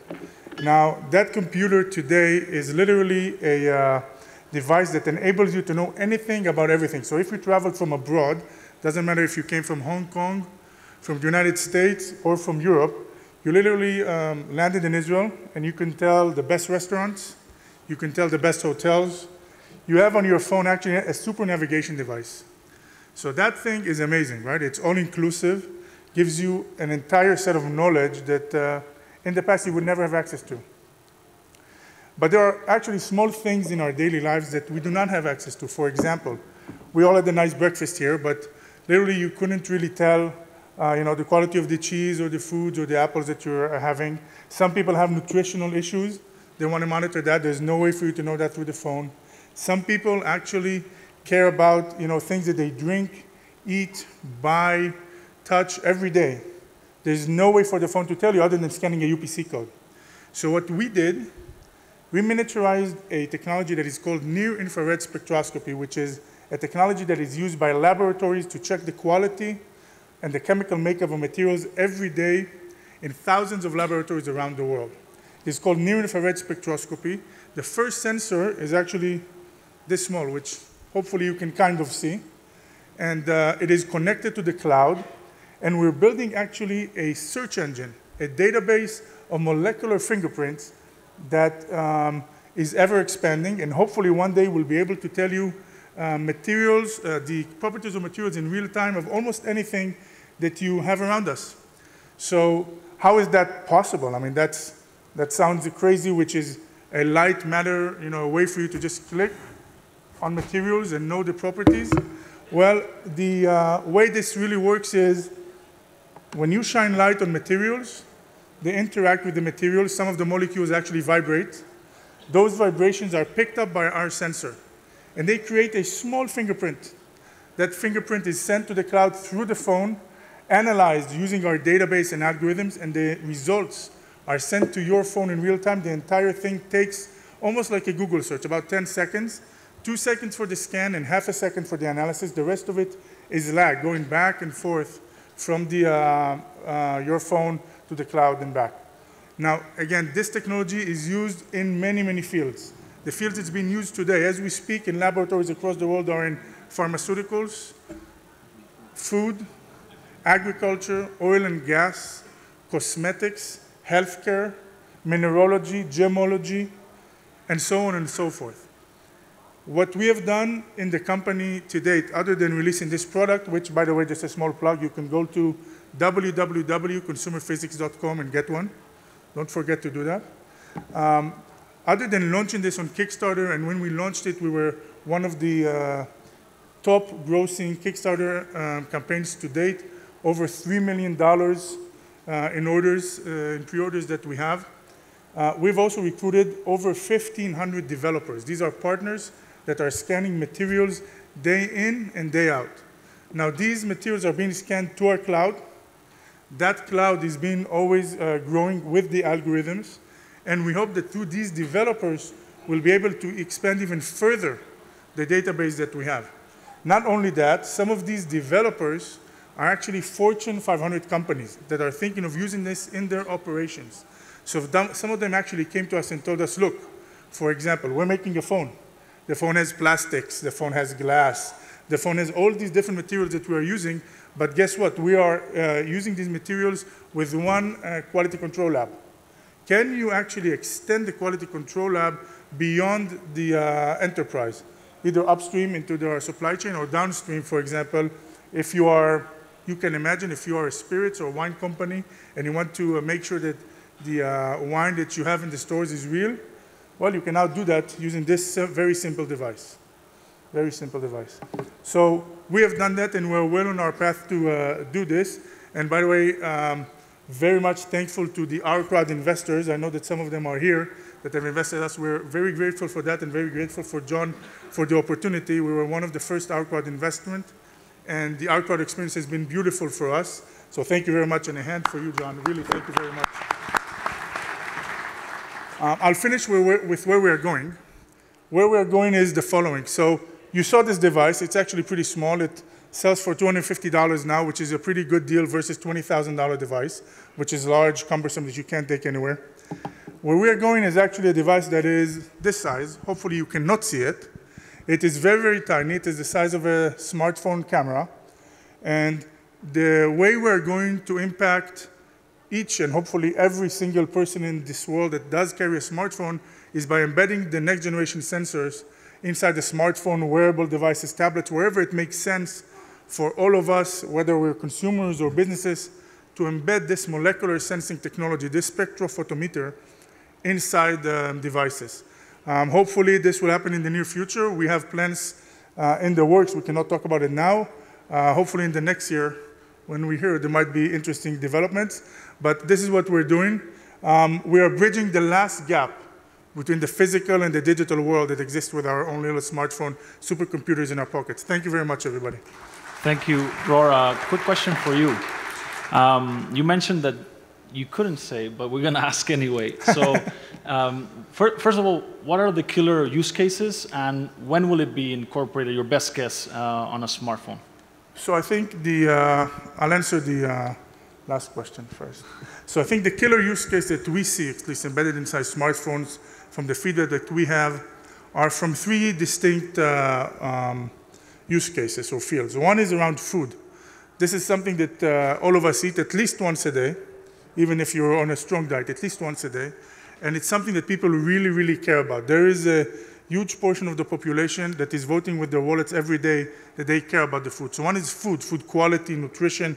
That is a broad general area that people care about. And actually, we have the first third-party developer app on the platform called Diet Sensor for managing nutrition for chronic disease patients. They launched it at CES, won a big award. So food is one killer use case. The other one is actually around the human body. So as I said, these are used in healthcare all the time. So imagine a day where you can take your phone, bring it close to your skin, different places in your body, and know something meaningful about your body. This already exists, by the way, as pulse oximeters. In the I think 5 already, they had the pulse oximeter. If any of you have an Apple Watch or a smartwatch, you know that it can measure your pulse in real time. This is basically a spectrometer that uses 2 or 3 bands. We're expanding the usability of that beyond the pulse meter. And the last one, I'll be very brief, is about pharmaceuticals, actually. So people actually take pills, and they really care about what they're taking. They want to make sure it's for real. And when can we buy them again? So you can buy this online now, and inside the phone, you will just need to be, to stay tuned, right? You can ask your friends at Samsung. Probably they have an idea. Okay, thank you, everybody, very much. Thank you, Dor.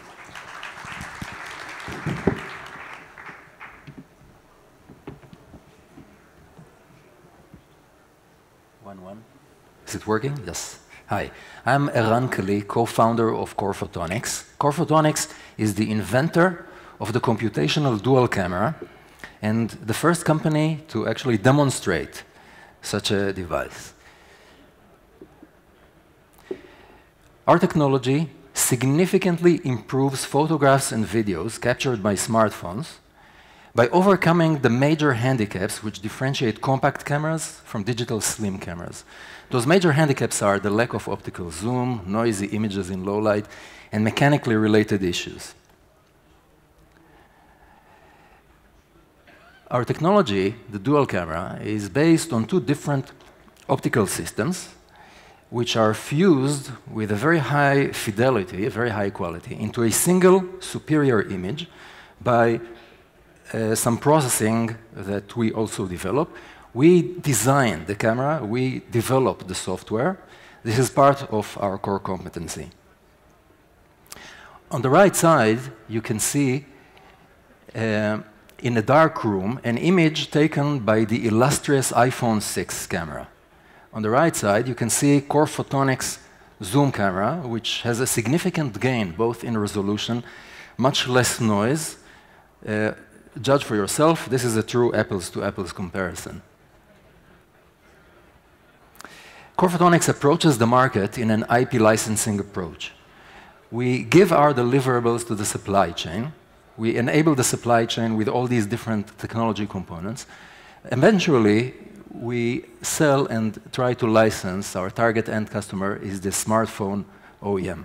As an IP licensing company, we invest a lot in patenting our technology, and our broad technology and patent portfolio and our strong relationship with the supply chain put us in a leadership position and give us a lot of recognition and validation that we have a truly differentiated solution. Core Photonics is selling into the smartphone market. Last year, this was a 1.4 billion unit market. We are trying to sell primarily to the high end, where the differentiation is worth investing in. And the market is still growing. It is increasingly competitive, and it is increasingly differentiating by the quality of the camera. This is a perfect climate for Core Photonics to penetrate this market. The chart that you see here is grading of the quality of a smartphone camera starting from iPhone 4 in 2011 until this very day by DxO, which is a luminary organization in image quality. You can see that we've gone a long way, but you can see that development or improvement is plateauing. Core Photonics estimates that the green line is the relative quality of a flagship digital still camera comparing to all these cameras. The yellow line is the Core Photonics dual camera and how much of that is going to improve or cover the gap between these two technologies in your smartphone use. So finally, this is the last slide, you can see that industry analysts forecast a significant penetration of dual cameras into the smartphone cameras. And basically, many of them will go into the high end, some of them will go into the mid-range, but there will be a significant penetration, and Core Photonics will leverage its first mover advantage to continue and dominate this market. Thank you.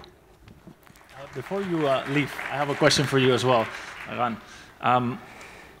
The technology is ready. Now it's maybe a matter of cost and decisions. When is your gut feeling? When are we going to see this on the smartphones, on the majority of smartphones, these kind of functionalities? Right. So above and beyond the analyst forecast which you've seen, then based on my opinion, then in the year 2018, will start with a situation where most most flagship smartphones, most of the leading brands that you will know will carry a dual camera, which will in fact perform significantly better than what you have today. And then there will be a tail going down to the low end of the market, which is 1 billion devices away, some of which on the higher end will actually use dual cameras for different reasons, not only image quality improvement, also depth measurement. And then on the very bottom, it will just remain a single camera. Thank you very much, Aaron.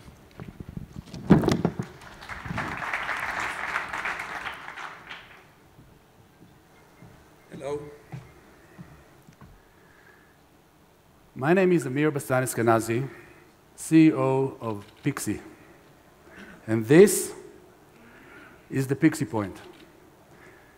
The Pixie Point gives any item you attach it to a digital identity and, very, very uniquely, something you will not hear from any other product in the market today, it enables locating it precisely wherever that is. This small device is a connected device that creates a technology platform that we call the location of things, bringing location to the Internet of Things into the 20 billion items that are going to be on it by 2020. Our first Pixie app on top of this platform, enabling consumers to locate misplaced items wherever they are. The breakthrough here is that we are able to tell where every Pixified item is exactly. We create a map, and we have the exact coordinates of each one of them, down to inches, even through walls. The competition doesn't even come close.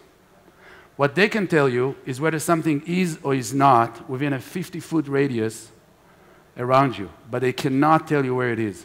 So practically, if it was in this room, it would tell you your keys are on the left side of this room. Good luck.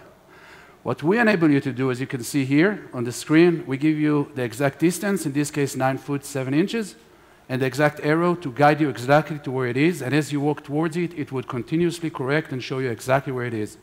And this is the wow factor, a very cool AR display that simply shows you exactly where it is.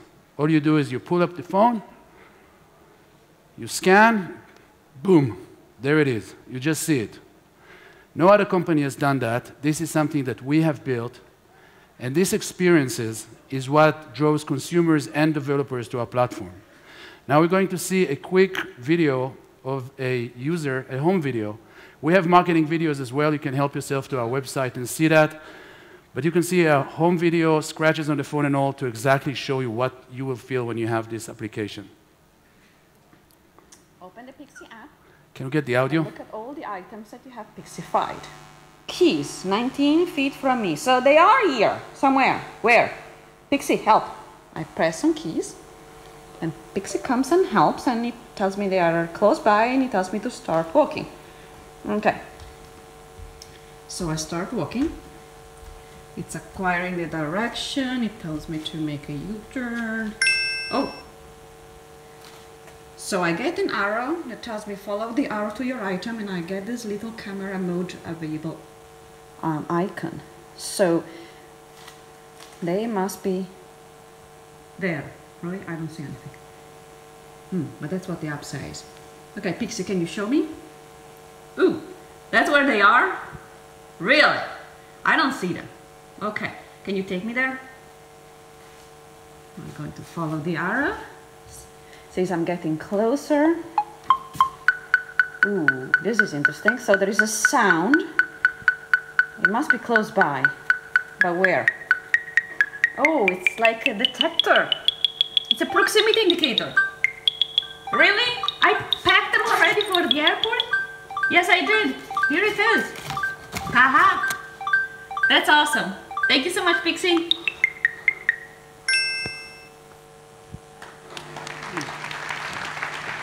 Isn't that great? So what you've seen here is extremely unique. We made it look extremely simple. You just walk, you get direction, boom, there it is. The technology under this is extremely difficult. There's very sophisticated algorithms. There's very few companies that have the disciplines to integrate all those things together to create this experience. And that's what draws consumers and developers to our platform. We started selling it At the end of December, we went on the App Store. You can now download the app. We're shipping the products. And the rate in which we got the orders makes us on a run rate to ship over 500,000 of them in 2016. And this is only the beginning.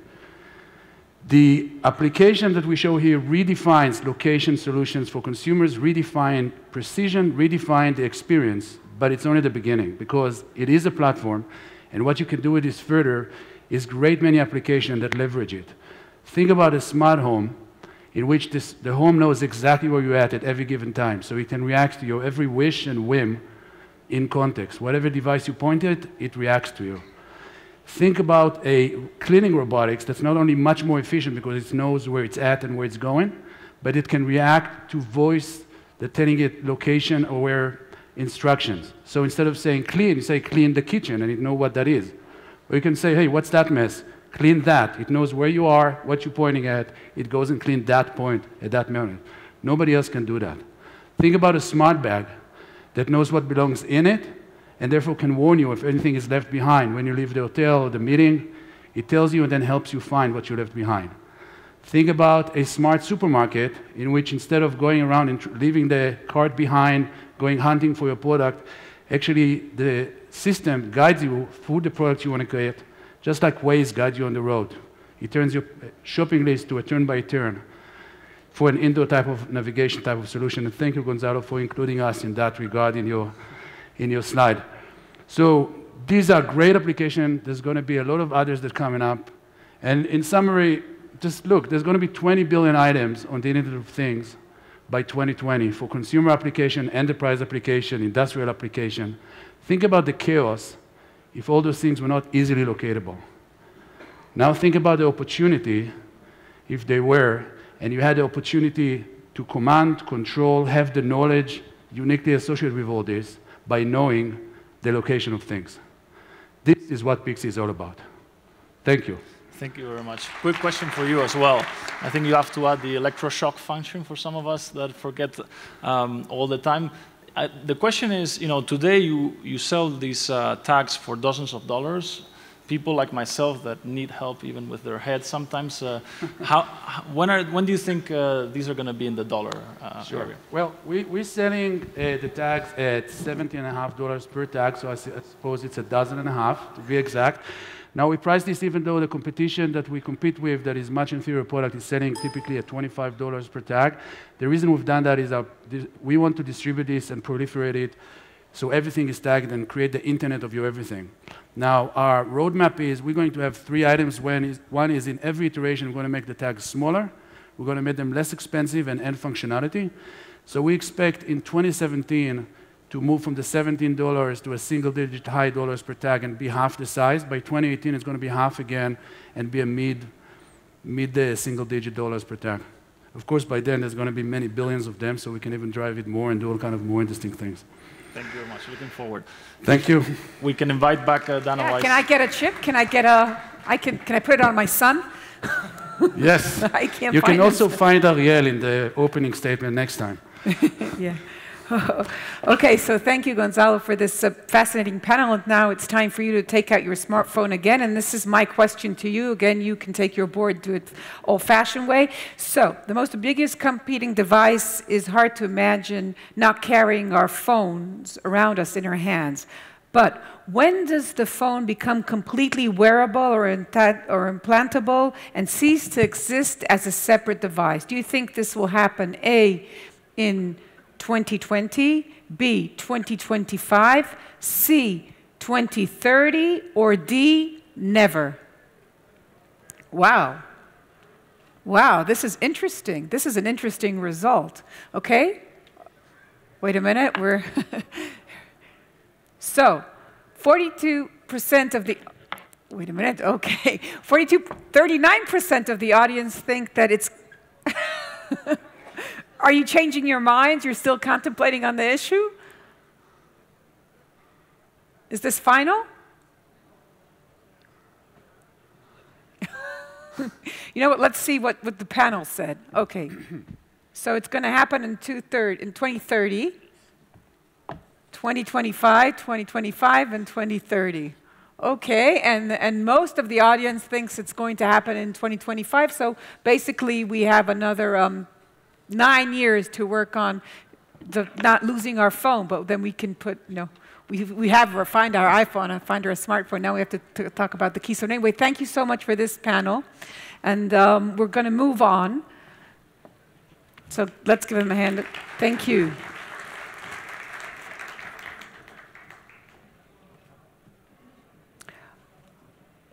And I think we all know why we need to buy a new phone every year. So let's go back to the future. With our last session this morning, we're now moving to something that has impact on all of us, intimate and incredibly important. That is, of course, our health. In the year 1900, life expectancy in the US was 46 years. Today, Americans are living to 79. And by the way, Israelis live longer. We last an average of 82 years. And let me tell you that women in Israel even live longer than men. So if anyone wants or any woman wants to approach the Aliyah officer, they're going to be in the side of the room, and you can get in 4 extra years just by moving here. But we have indeed made huge strides to provide the means of us to live longer and to be more productive and lead more productive lives. And this progress has only accelerated in recent years. In our Future of Health panel, we're going to hear from one of the biggest global players in this field, a company whose medical device and analytic services are in hospitals the world over, and whose innovations have pushed the medical field forward countless times since it was founded over 120 years ago. Here from Philips is Monisha Zu-Eltz, the Vice President for Strategic Alliance and Partnering. Visiting from Berlin, Monisha moves forward Philips' efforts in preventive health, diagnostics, and patient clinician communications through partnerships with innovative young companies from startup ecosystems around the world. And joining her on the stage are 3 OurCrowd startups, Elad Benjamin, CEO of Zebra Medical Vision, Yossi Baghon, Chairman of Switch, and Seth Salpeter, the Chief Scientist Officer of Sight Diagnostics. So please join me on stage.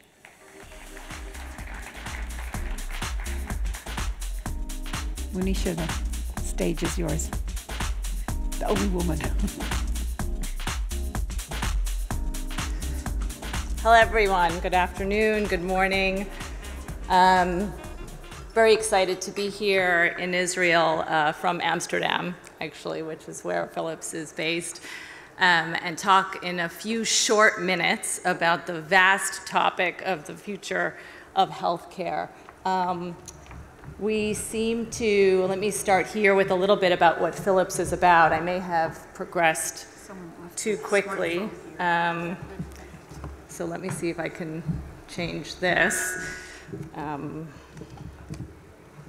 Okay.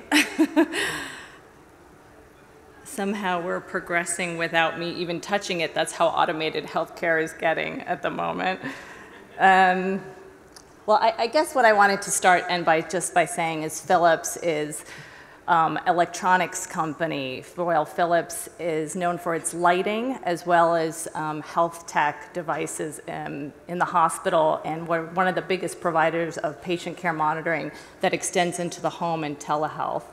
And one of the things that we're doing now is one of the major transformations of the company is divesting the lighting business, where we're #1 in lighting, and so that we can focus exclusively on health tech going forward. And even though that's a big change in where we're headed, I think it spells good things in terms of innovation and how we can work with the broader ecosystem globally as we are, and also focusing on markets like the Israeli market and the startups and ventures that are present here and growing here.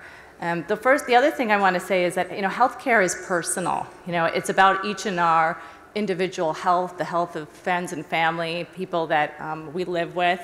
And so when I go through this, I'm going to be constantly making that connection between the promise of healthcare for all and population health, as well as our individual health. And we cannot do this alone. So the other thing I would say is that Philips recognizes it's part of an ecosystem of players, providers, patients, payers, governments, that all need to come together now to actually make this change happen. With technology, we're at the cusp, at the promise of changing healthcare and the way it's practiced in the future. We'll see some examples of that here on the panel. However, it's really going to take coordinated effort. So diabetes is one of the major issues facing the planet. It is by no means the only one, but it afflicts 387 million people. It's the 7th leading cause of death in terms of a chronic disease, which is one of the major drivers of healthcare cost on the planet. And it's one of the areas that we've decided to focus on. And I'm going to start with this video going back to the personal aspect that features the general manager of our healthcare business and Health Suite digital platform, Jeroen Taas, with his daughter. Yeah, I worry a lot about it. And you know, what really worries me is that, you know, given where we are today, with all we know about the disease, with all the tools we have, you know, why can we not provide better care for people like her?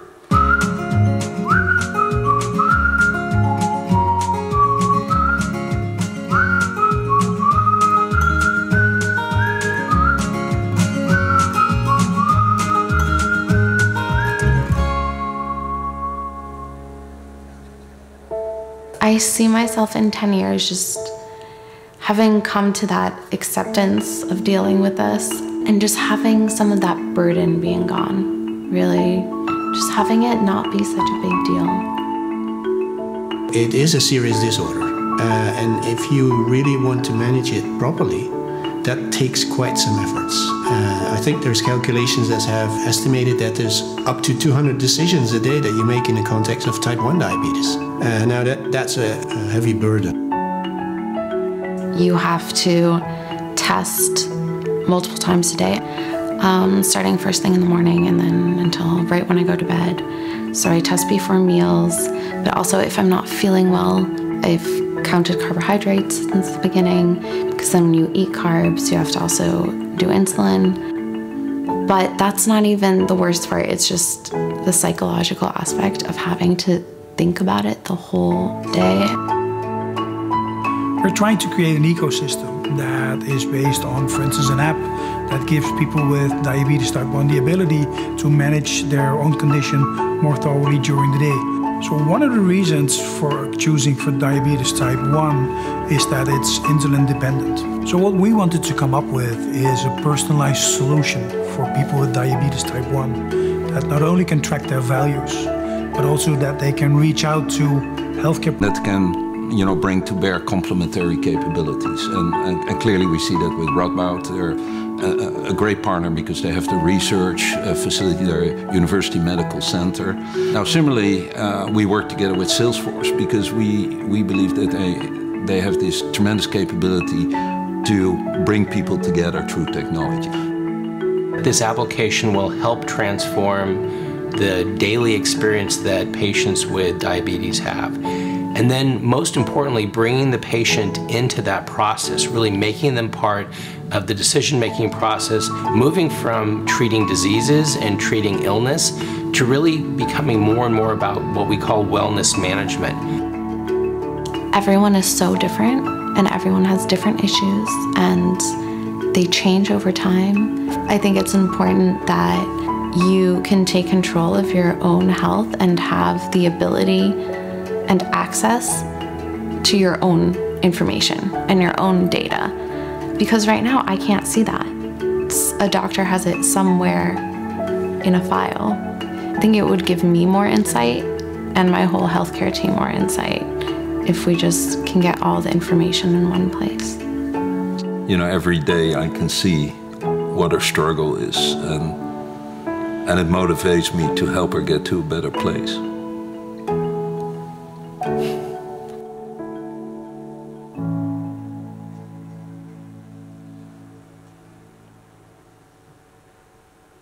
So one of the things about this video that I find inspiring is, first of all, Jeroen invited a camera crew into his family, into his home, because this was, something that he really wanted to reach out on. And part of the reason that I also like the video is that it's very holistic in its approach. I mean, you see individuals with their smartphones, with their devices, on the internet, looking up and kind of being active activators in their own health continuum in healthcare. And so Philips has a history of being on the consumer side, but also being on the patient side with home monitoring. They're also #1 in the hospital in radiology with ultrasound, the eNICU and other places. So connecting the dots is really what this is about in terms of the future of healthcare.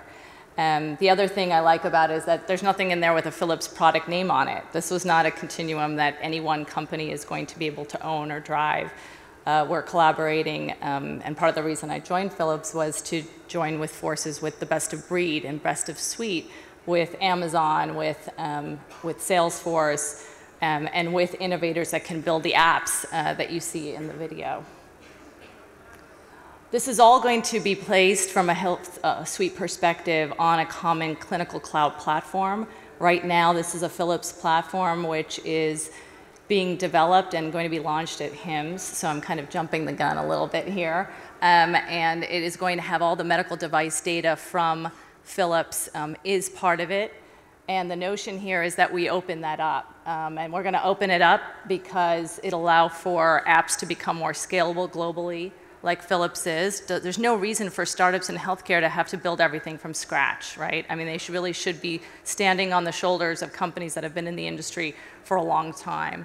It will also accelerate development with the tools and functionality, bringing to bear the latest algorithms in health tech and how they're applied to images, and bringing that data to bear into use cases that have meaning for diabetes, for cardiology, for oncology. And it's a partnership model. It's a collaboration model. And that's why we're here and part of this forum today. Also, just going back to consumers, we really believe and have a vision that consumers are part of this. It's not just sitting with the big institutions. And that consumers are increasingly going to be part of driving the change and also getting to a point of delivering care at the point of care at lower cost.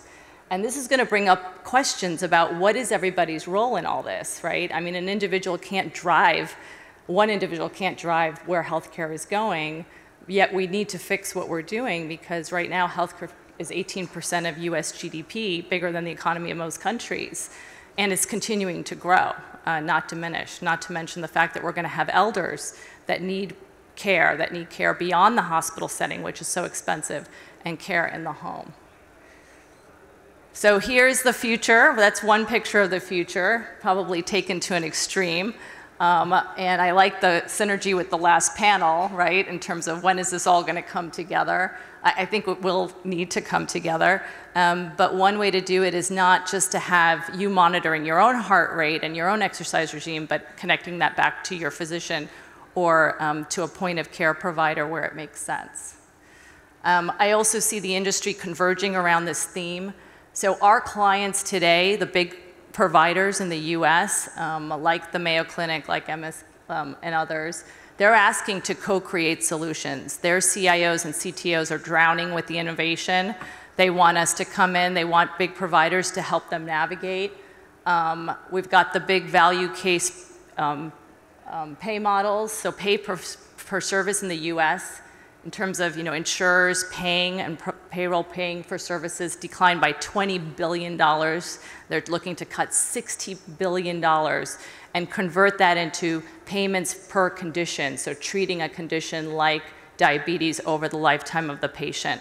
That model is moving that direction. It's being taken up by Medicare, Medicaid. We see that continuing in the future. I can't say if it's going to be next year or in 5 years, but it is coming. And as I mentioned earlier, the infusion of technology and the latest technologies into healthcare is just going to further accelerate that change. If you ask where the future of healthcare is going to be, I put that in. It's got 1.8 million hits on YouTube.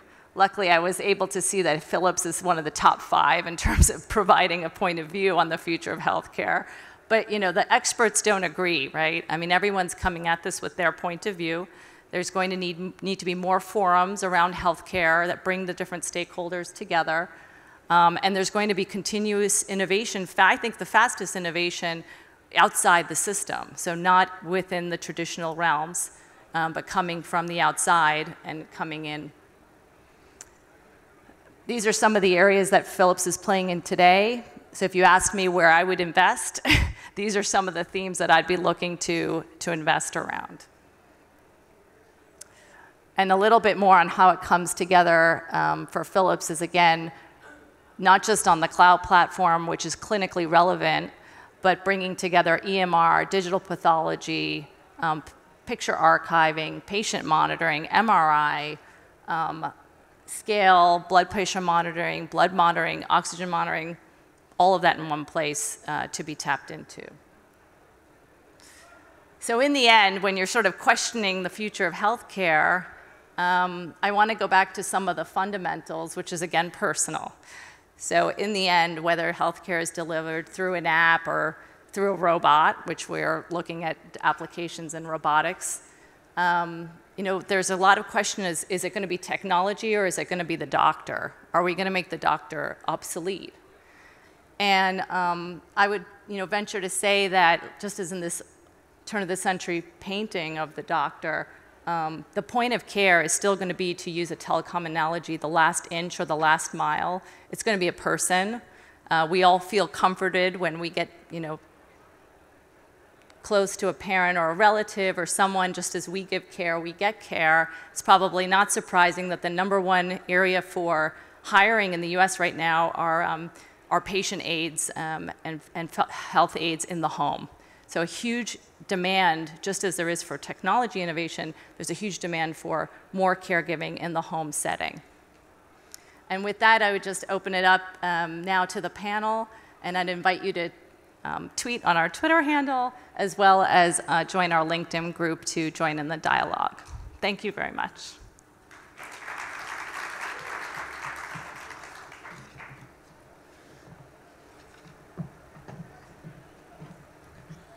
Okay, thank you, Manisha. Hi, everybody. My name is Elad Benjamin. I'm the CEO of Zebra Medical Vision, and I think Manisha's talk was a great segue into talking about our specific view of what the future of healthcare will be like.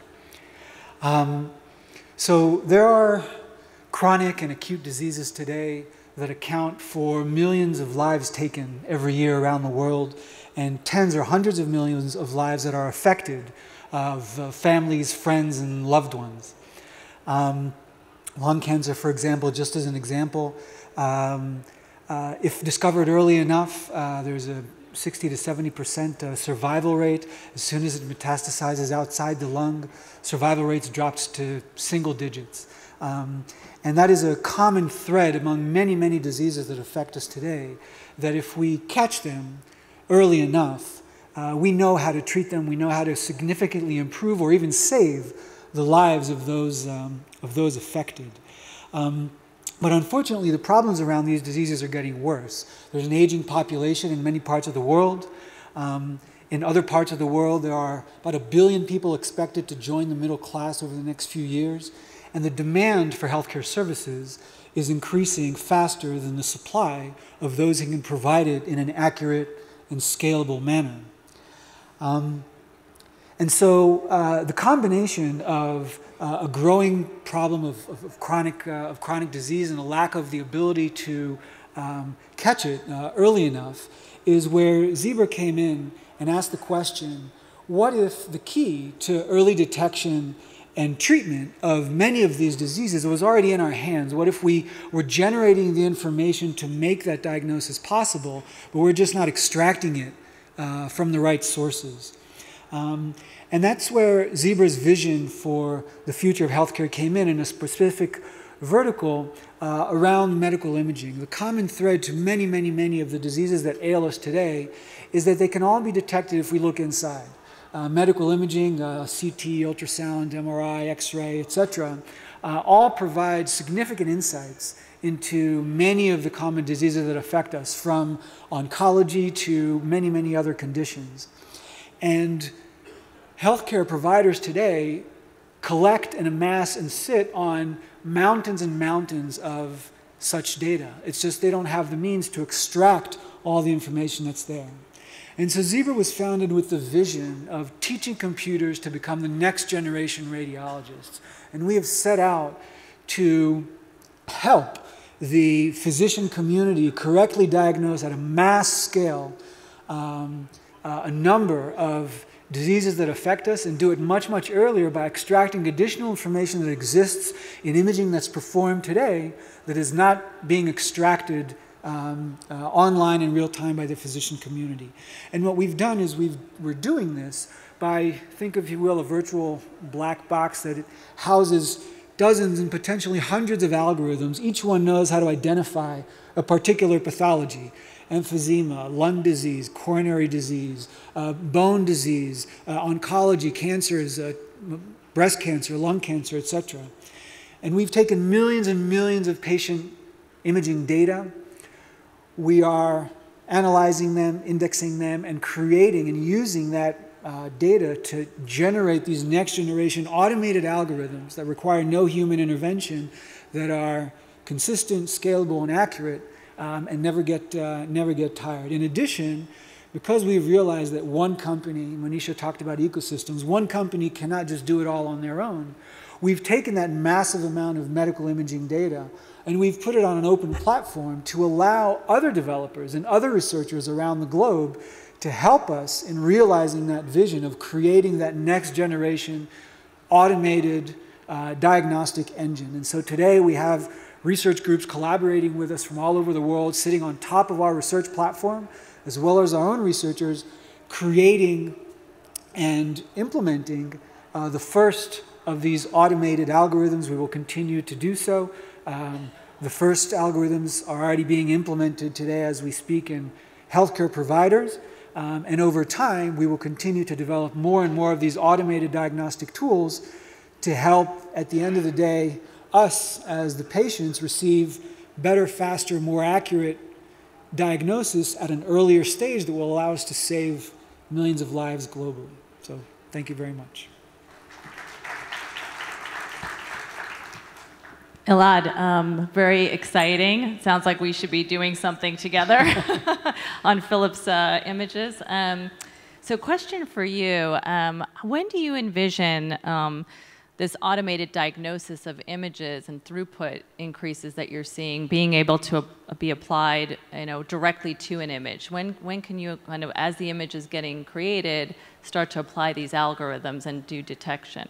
So we're very close to it now. Today, when an image comes off of a scanner, it is sent to us, and within a matter of a few seconds, we're able to generate diagnostics. So we're starting that process today, and over time, as we grow our bank of capabilities, a single imaging study will be generated, and as soon as the patient's off the bed, there will be a whole host of insights already available to the physician and to the caring entity that will be able to provide that patient with insights very, very quickly after they've been imaged. Great, sounds promising. Thank you. Good luck.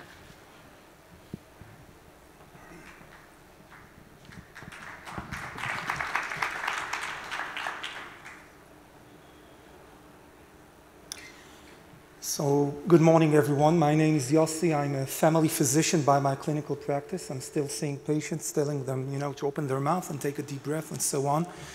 But most of my time during the last 10 years, I was in the digital health domain. I was the founder and manager of what is now considered the second largest digital health platform in the world. And I'm the co-founder of Switch. I don't know if you are aware of it, but 1 of every 3 persons sitting in this hall is pre-diabetic. 1 of every 3 persons sitting in this hall is pre-diabetic. Diabetes is the leading cause for heart attacks, for strokes, for limb amputation, for blindness. 1 of every $9 in the US is spent on diabetes care. Though these are the numbers, currently there is no method to predict which one of your prediabetes people here will actually become diabetes, and there is no scalable method to prevent it. If I translate it to the big numbers, there are 86 million Americans and 63 million Europeans that are pre-diabetic. 70% of them will become diabetes within the next 7 to 10 years. So what Switch is developing is the first digital vaccine for diabetes. You heard me correctly, the first digital vaccine for diabetes. And this term actually was proposed by the head of R&D of Pfizer Global. Because this vaccine, this digital vaccine, was proved in very large clinical studies to reduce the conversion between prediabetes to diabetes by 58%.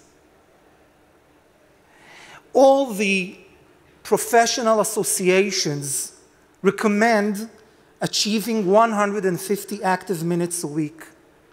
As I already told you, this has been proven to reduce almost 60% of conversion diabetes, yet 80% of the people don't reach this goal. And this is where Switch takes the advantage of personalized medicine. They've used a very large database in order to validate an algorithm that we developed that can precisely predict from these prediabetes patients who is going to become diabetes and when.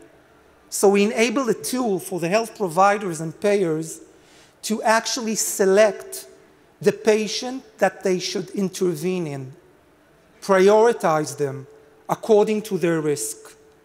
And once the ticking bombs are chosen, it's not like a regular app that you download from the App Store. It's actually an app that is prescribed by your physician.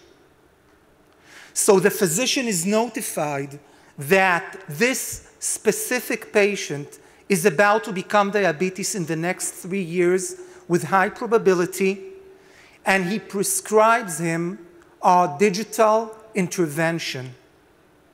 And after prescribing it, the physician and the patient are connected. And then the personal behavioral engine takes place.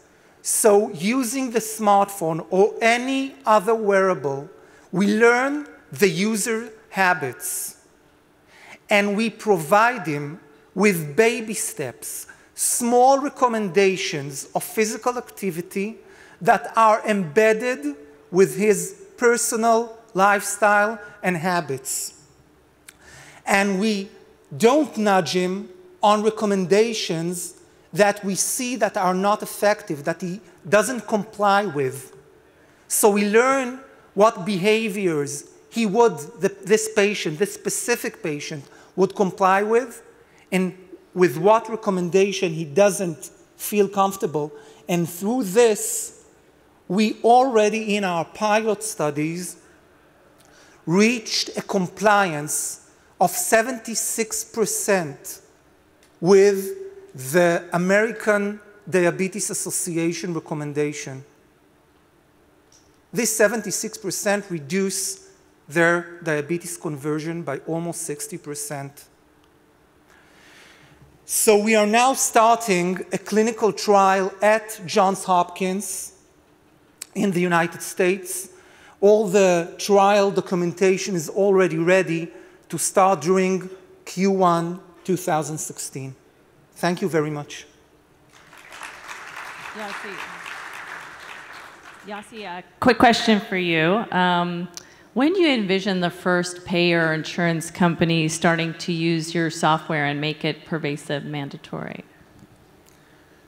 So, digital health domain in general is too early to speak about mandatory requests, but we already see, we have discussions with very large payers in the US, And we already see that these payers, while they don't make it mandatory, they do say, listen, if we will see that you are taking care of yourself, if you perform your health promotion activity, we will reduce the payments that you pay us.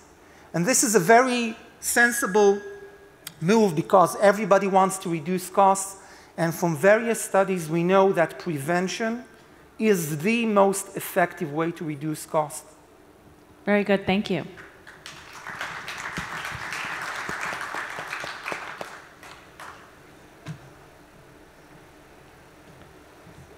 Hi, everyone. Thank you guys for sticking around.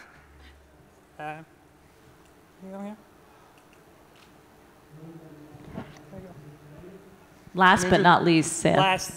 Everybody can relax now. So my name is Seth Salpeter. I'm the Chief Science Officer and Vice President of Business Development for Site Diagnostics. So about 150 years ago, which is when that picture was taken, the general way that almost all diagnostics were done was via a manual microscopist. So what that means is that somebody would take usually blood or some other body fluid, and they would put it on a slide and look at it under a microscope and see if anything seemed wrong to them or anything seemed off. Now, surprisingly, about 150 years later, a lot has changed in the diagnostic landscape. But the fact of the matter is that clinics throughout the world are still doing about 3 billion tests annually in 2015 using manual microscopy. That is, a person smearing blood or whatever it is on a specific glass slide, and again, looking at it using a microscope that's pretty much the same as they did 150 years ago. And this fact is quite surprising because the manual microscopist is time-consuming, they make mistakes, and oftentimes they give you a very subjective diagnosis. So a couple years back, when we became aware of how prevalent manual microscopy still was in the diagnostic landscape, we thought to ourselves that this really needed to be changed, that a more accurate way and a more exact way could be applied to these specific diagnostic tests that were being done by the manual microscopist. And we thought to ourselves, given the revolutions that we're undergoing in computer vision and computer vision algorithms, leading to such new technologies as the automated car, the Google driver car, and things that you heard a lot about earlier today, it should be possible to really come up with computer vision algorithms that would be able to take the place of the manual microscopist and look at these same images and be able to give a diagnosis that is more exact. And so basically our idea was to apply these types of computer vision technologies and create an automated microscope, an automated microscopist, whereby we would have a technology that would be able to replace the manual microscopist, do all of the scanning, and give a diagnosis at the end in place of what a human would do. So over the last 3 years or so, after we hatched this initial idea, we've been working to develop this technology and create specific applications for the medical device market. And we thought a great first application would be for malaria diagnosis. And over the last year, we've actually brought this device to market. The device provides an accuracy level of sensitivity and specificity of 99% and is able to detect malaria even a very, very low limit of detection of very low parasitemia. What you see in the top right is the high throughput version of our device.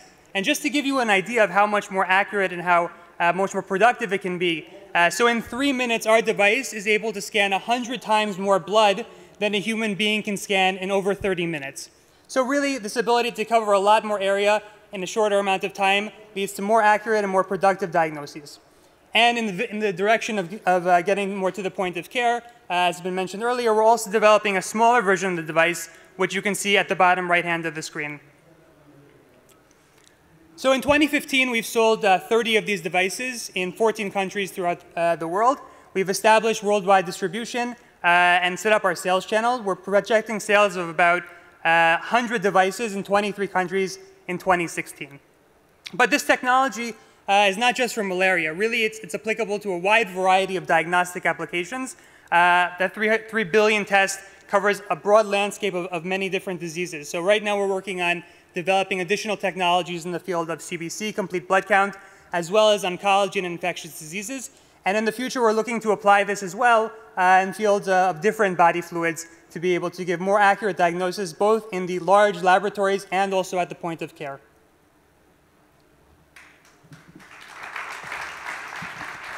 So Seth, very impressive statistics. For the investors in the audience who would like to quantify with more statistics, it might be helpful if you could say your view with rapid diagnostics.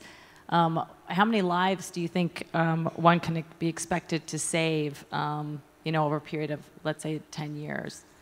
Sure. So I can speak specifically to the malaria application, which we've been researching very deeply in the market. So every year there are about 500,000 malaria-related deaths, 500,000 malaria-related deaths throughout the world, developing world and even in the Western world.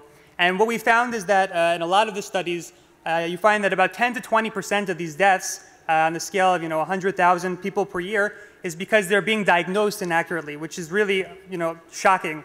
And so to bring up a more accurate and more sensitive diagnostic technology that's catching these 10 or 20% to market, so over maybe a year to 10 years, we're talking about saving on the scale of about 1 million lives.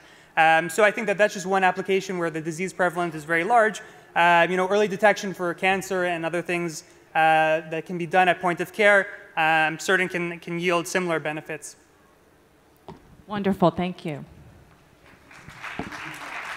Thank you, Monisha, and Eladios and Seth for taking the time and being with us, and thank you for staying along our morning sessions. Now we break up into 5 breakout sessions, and you can select from the material that you have or with your Bizabo app. And after lunch, we will congregate here in the main hall for the afternoon plenary, and we'll start at 1:40 sharp, so I'll see you then.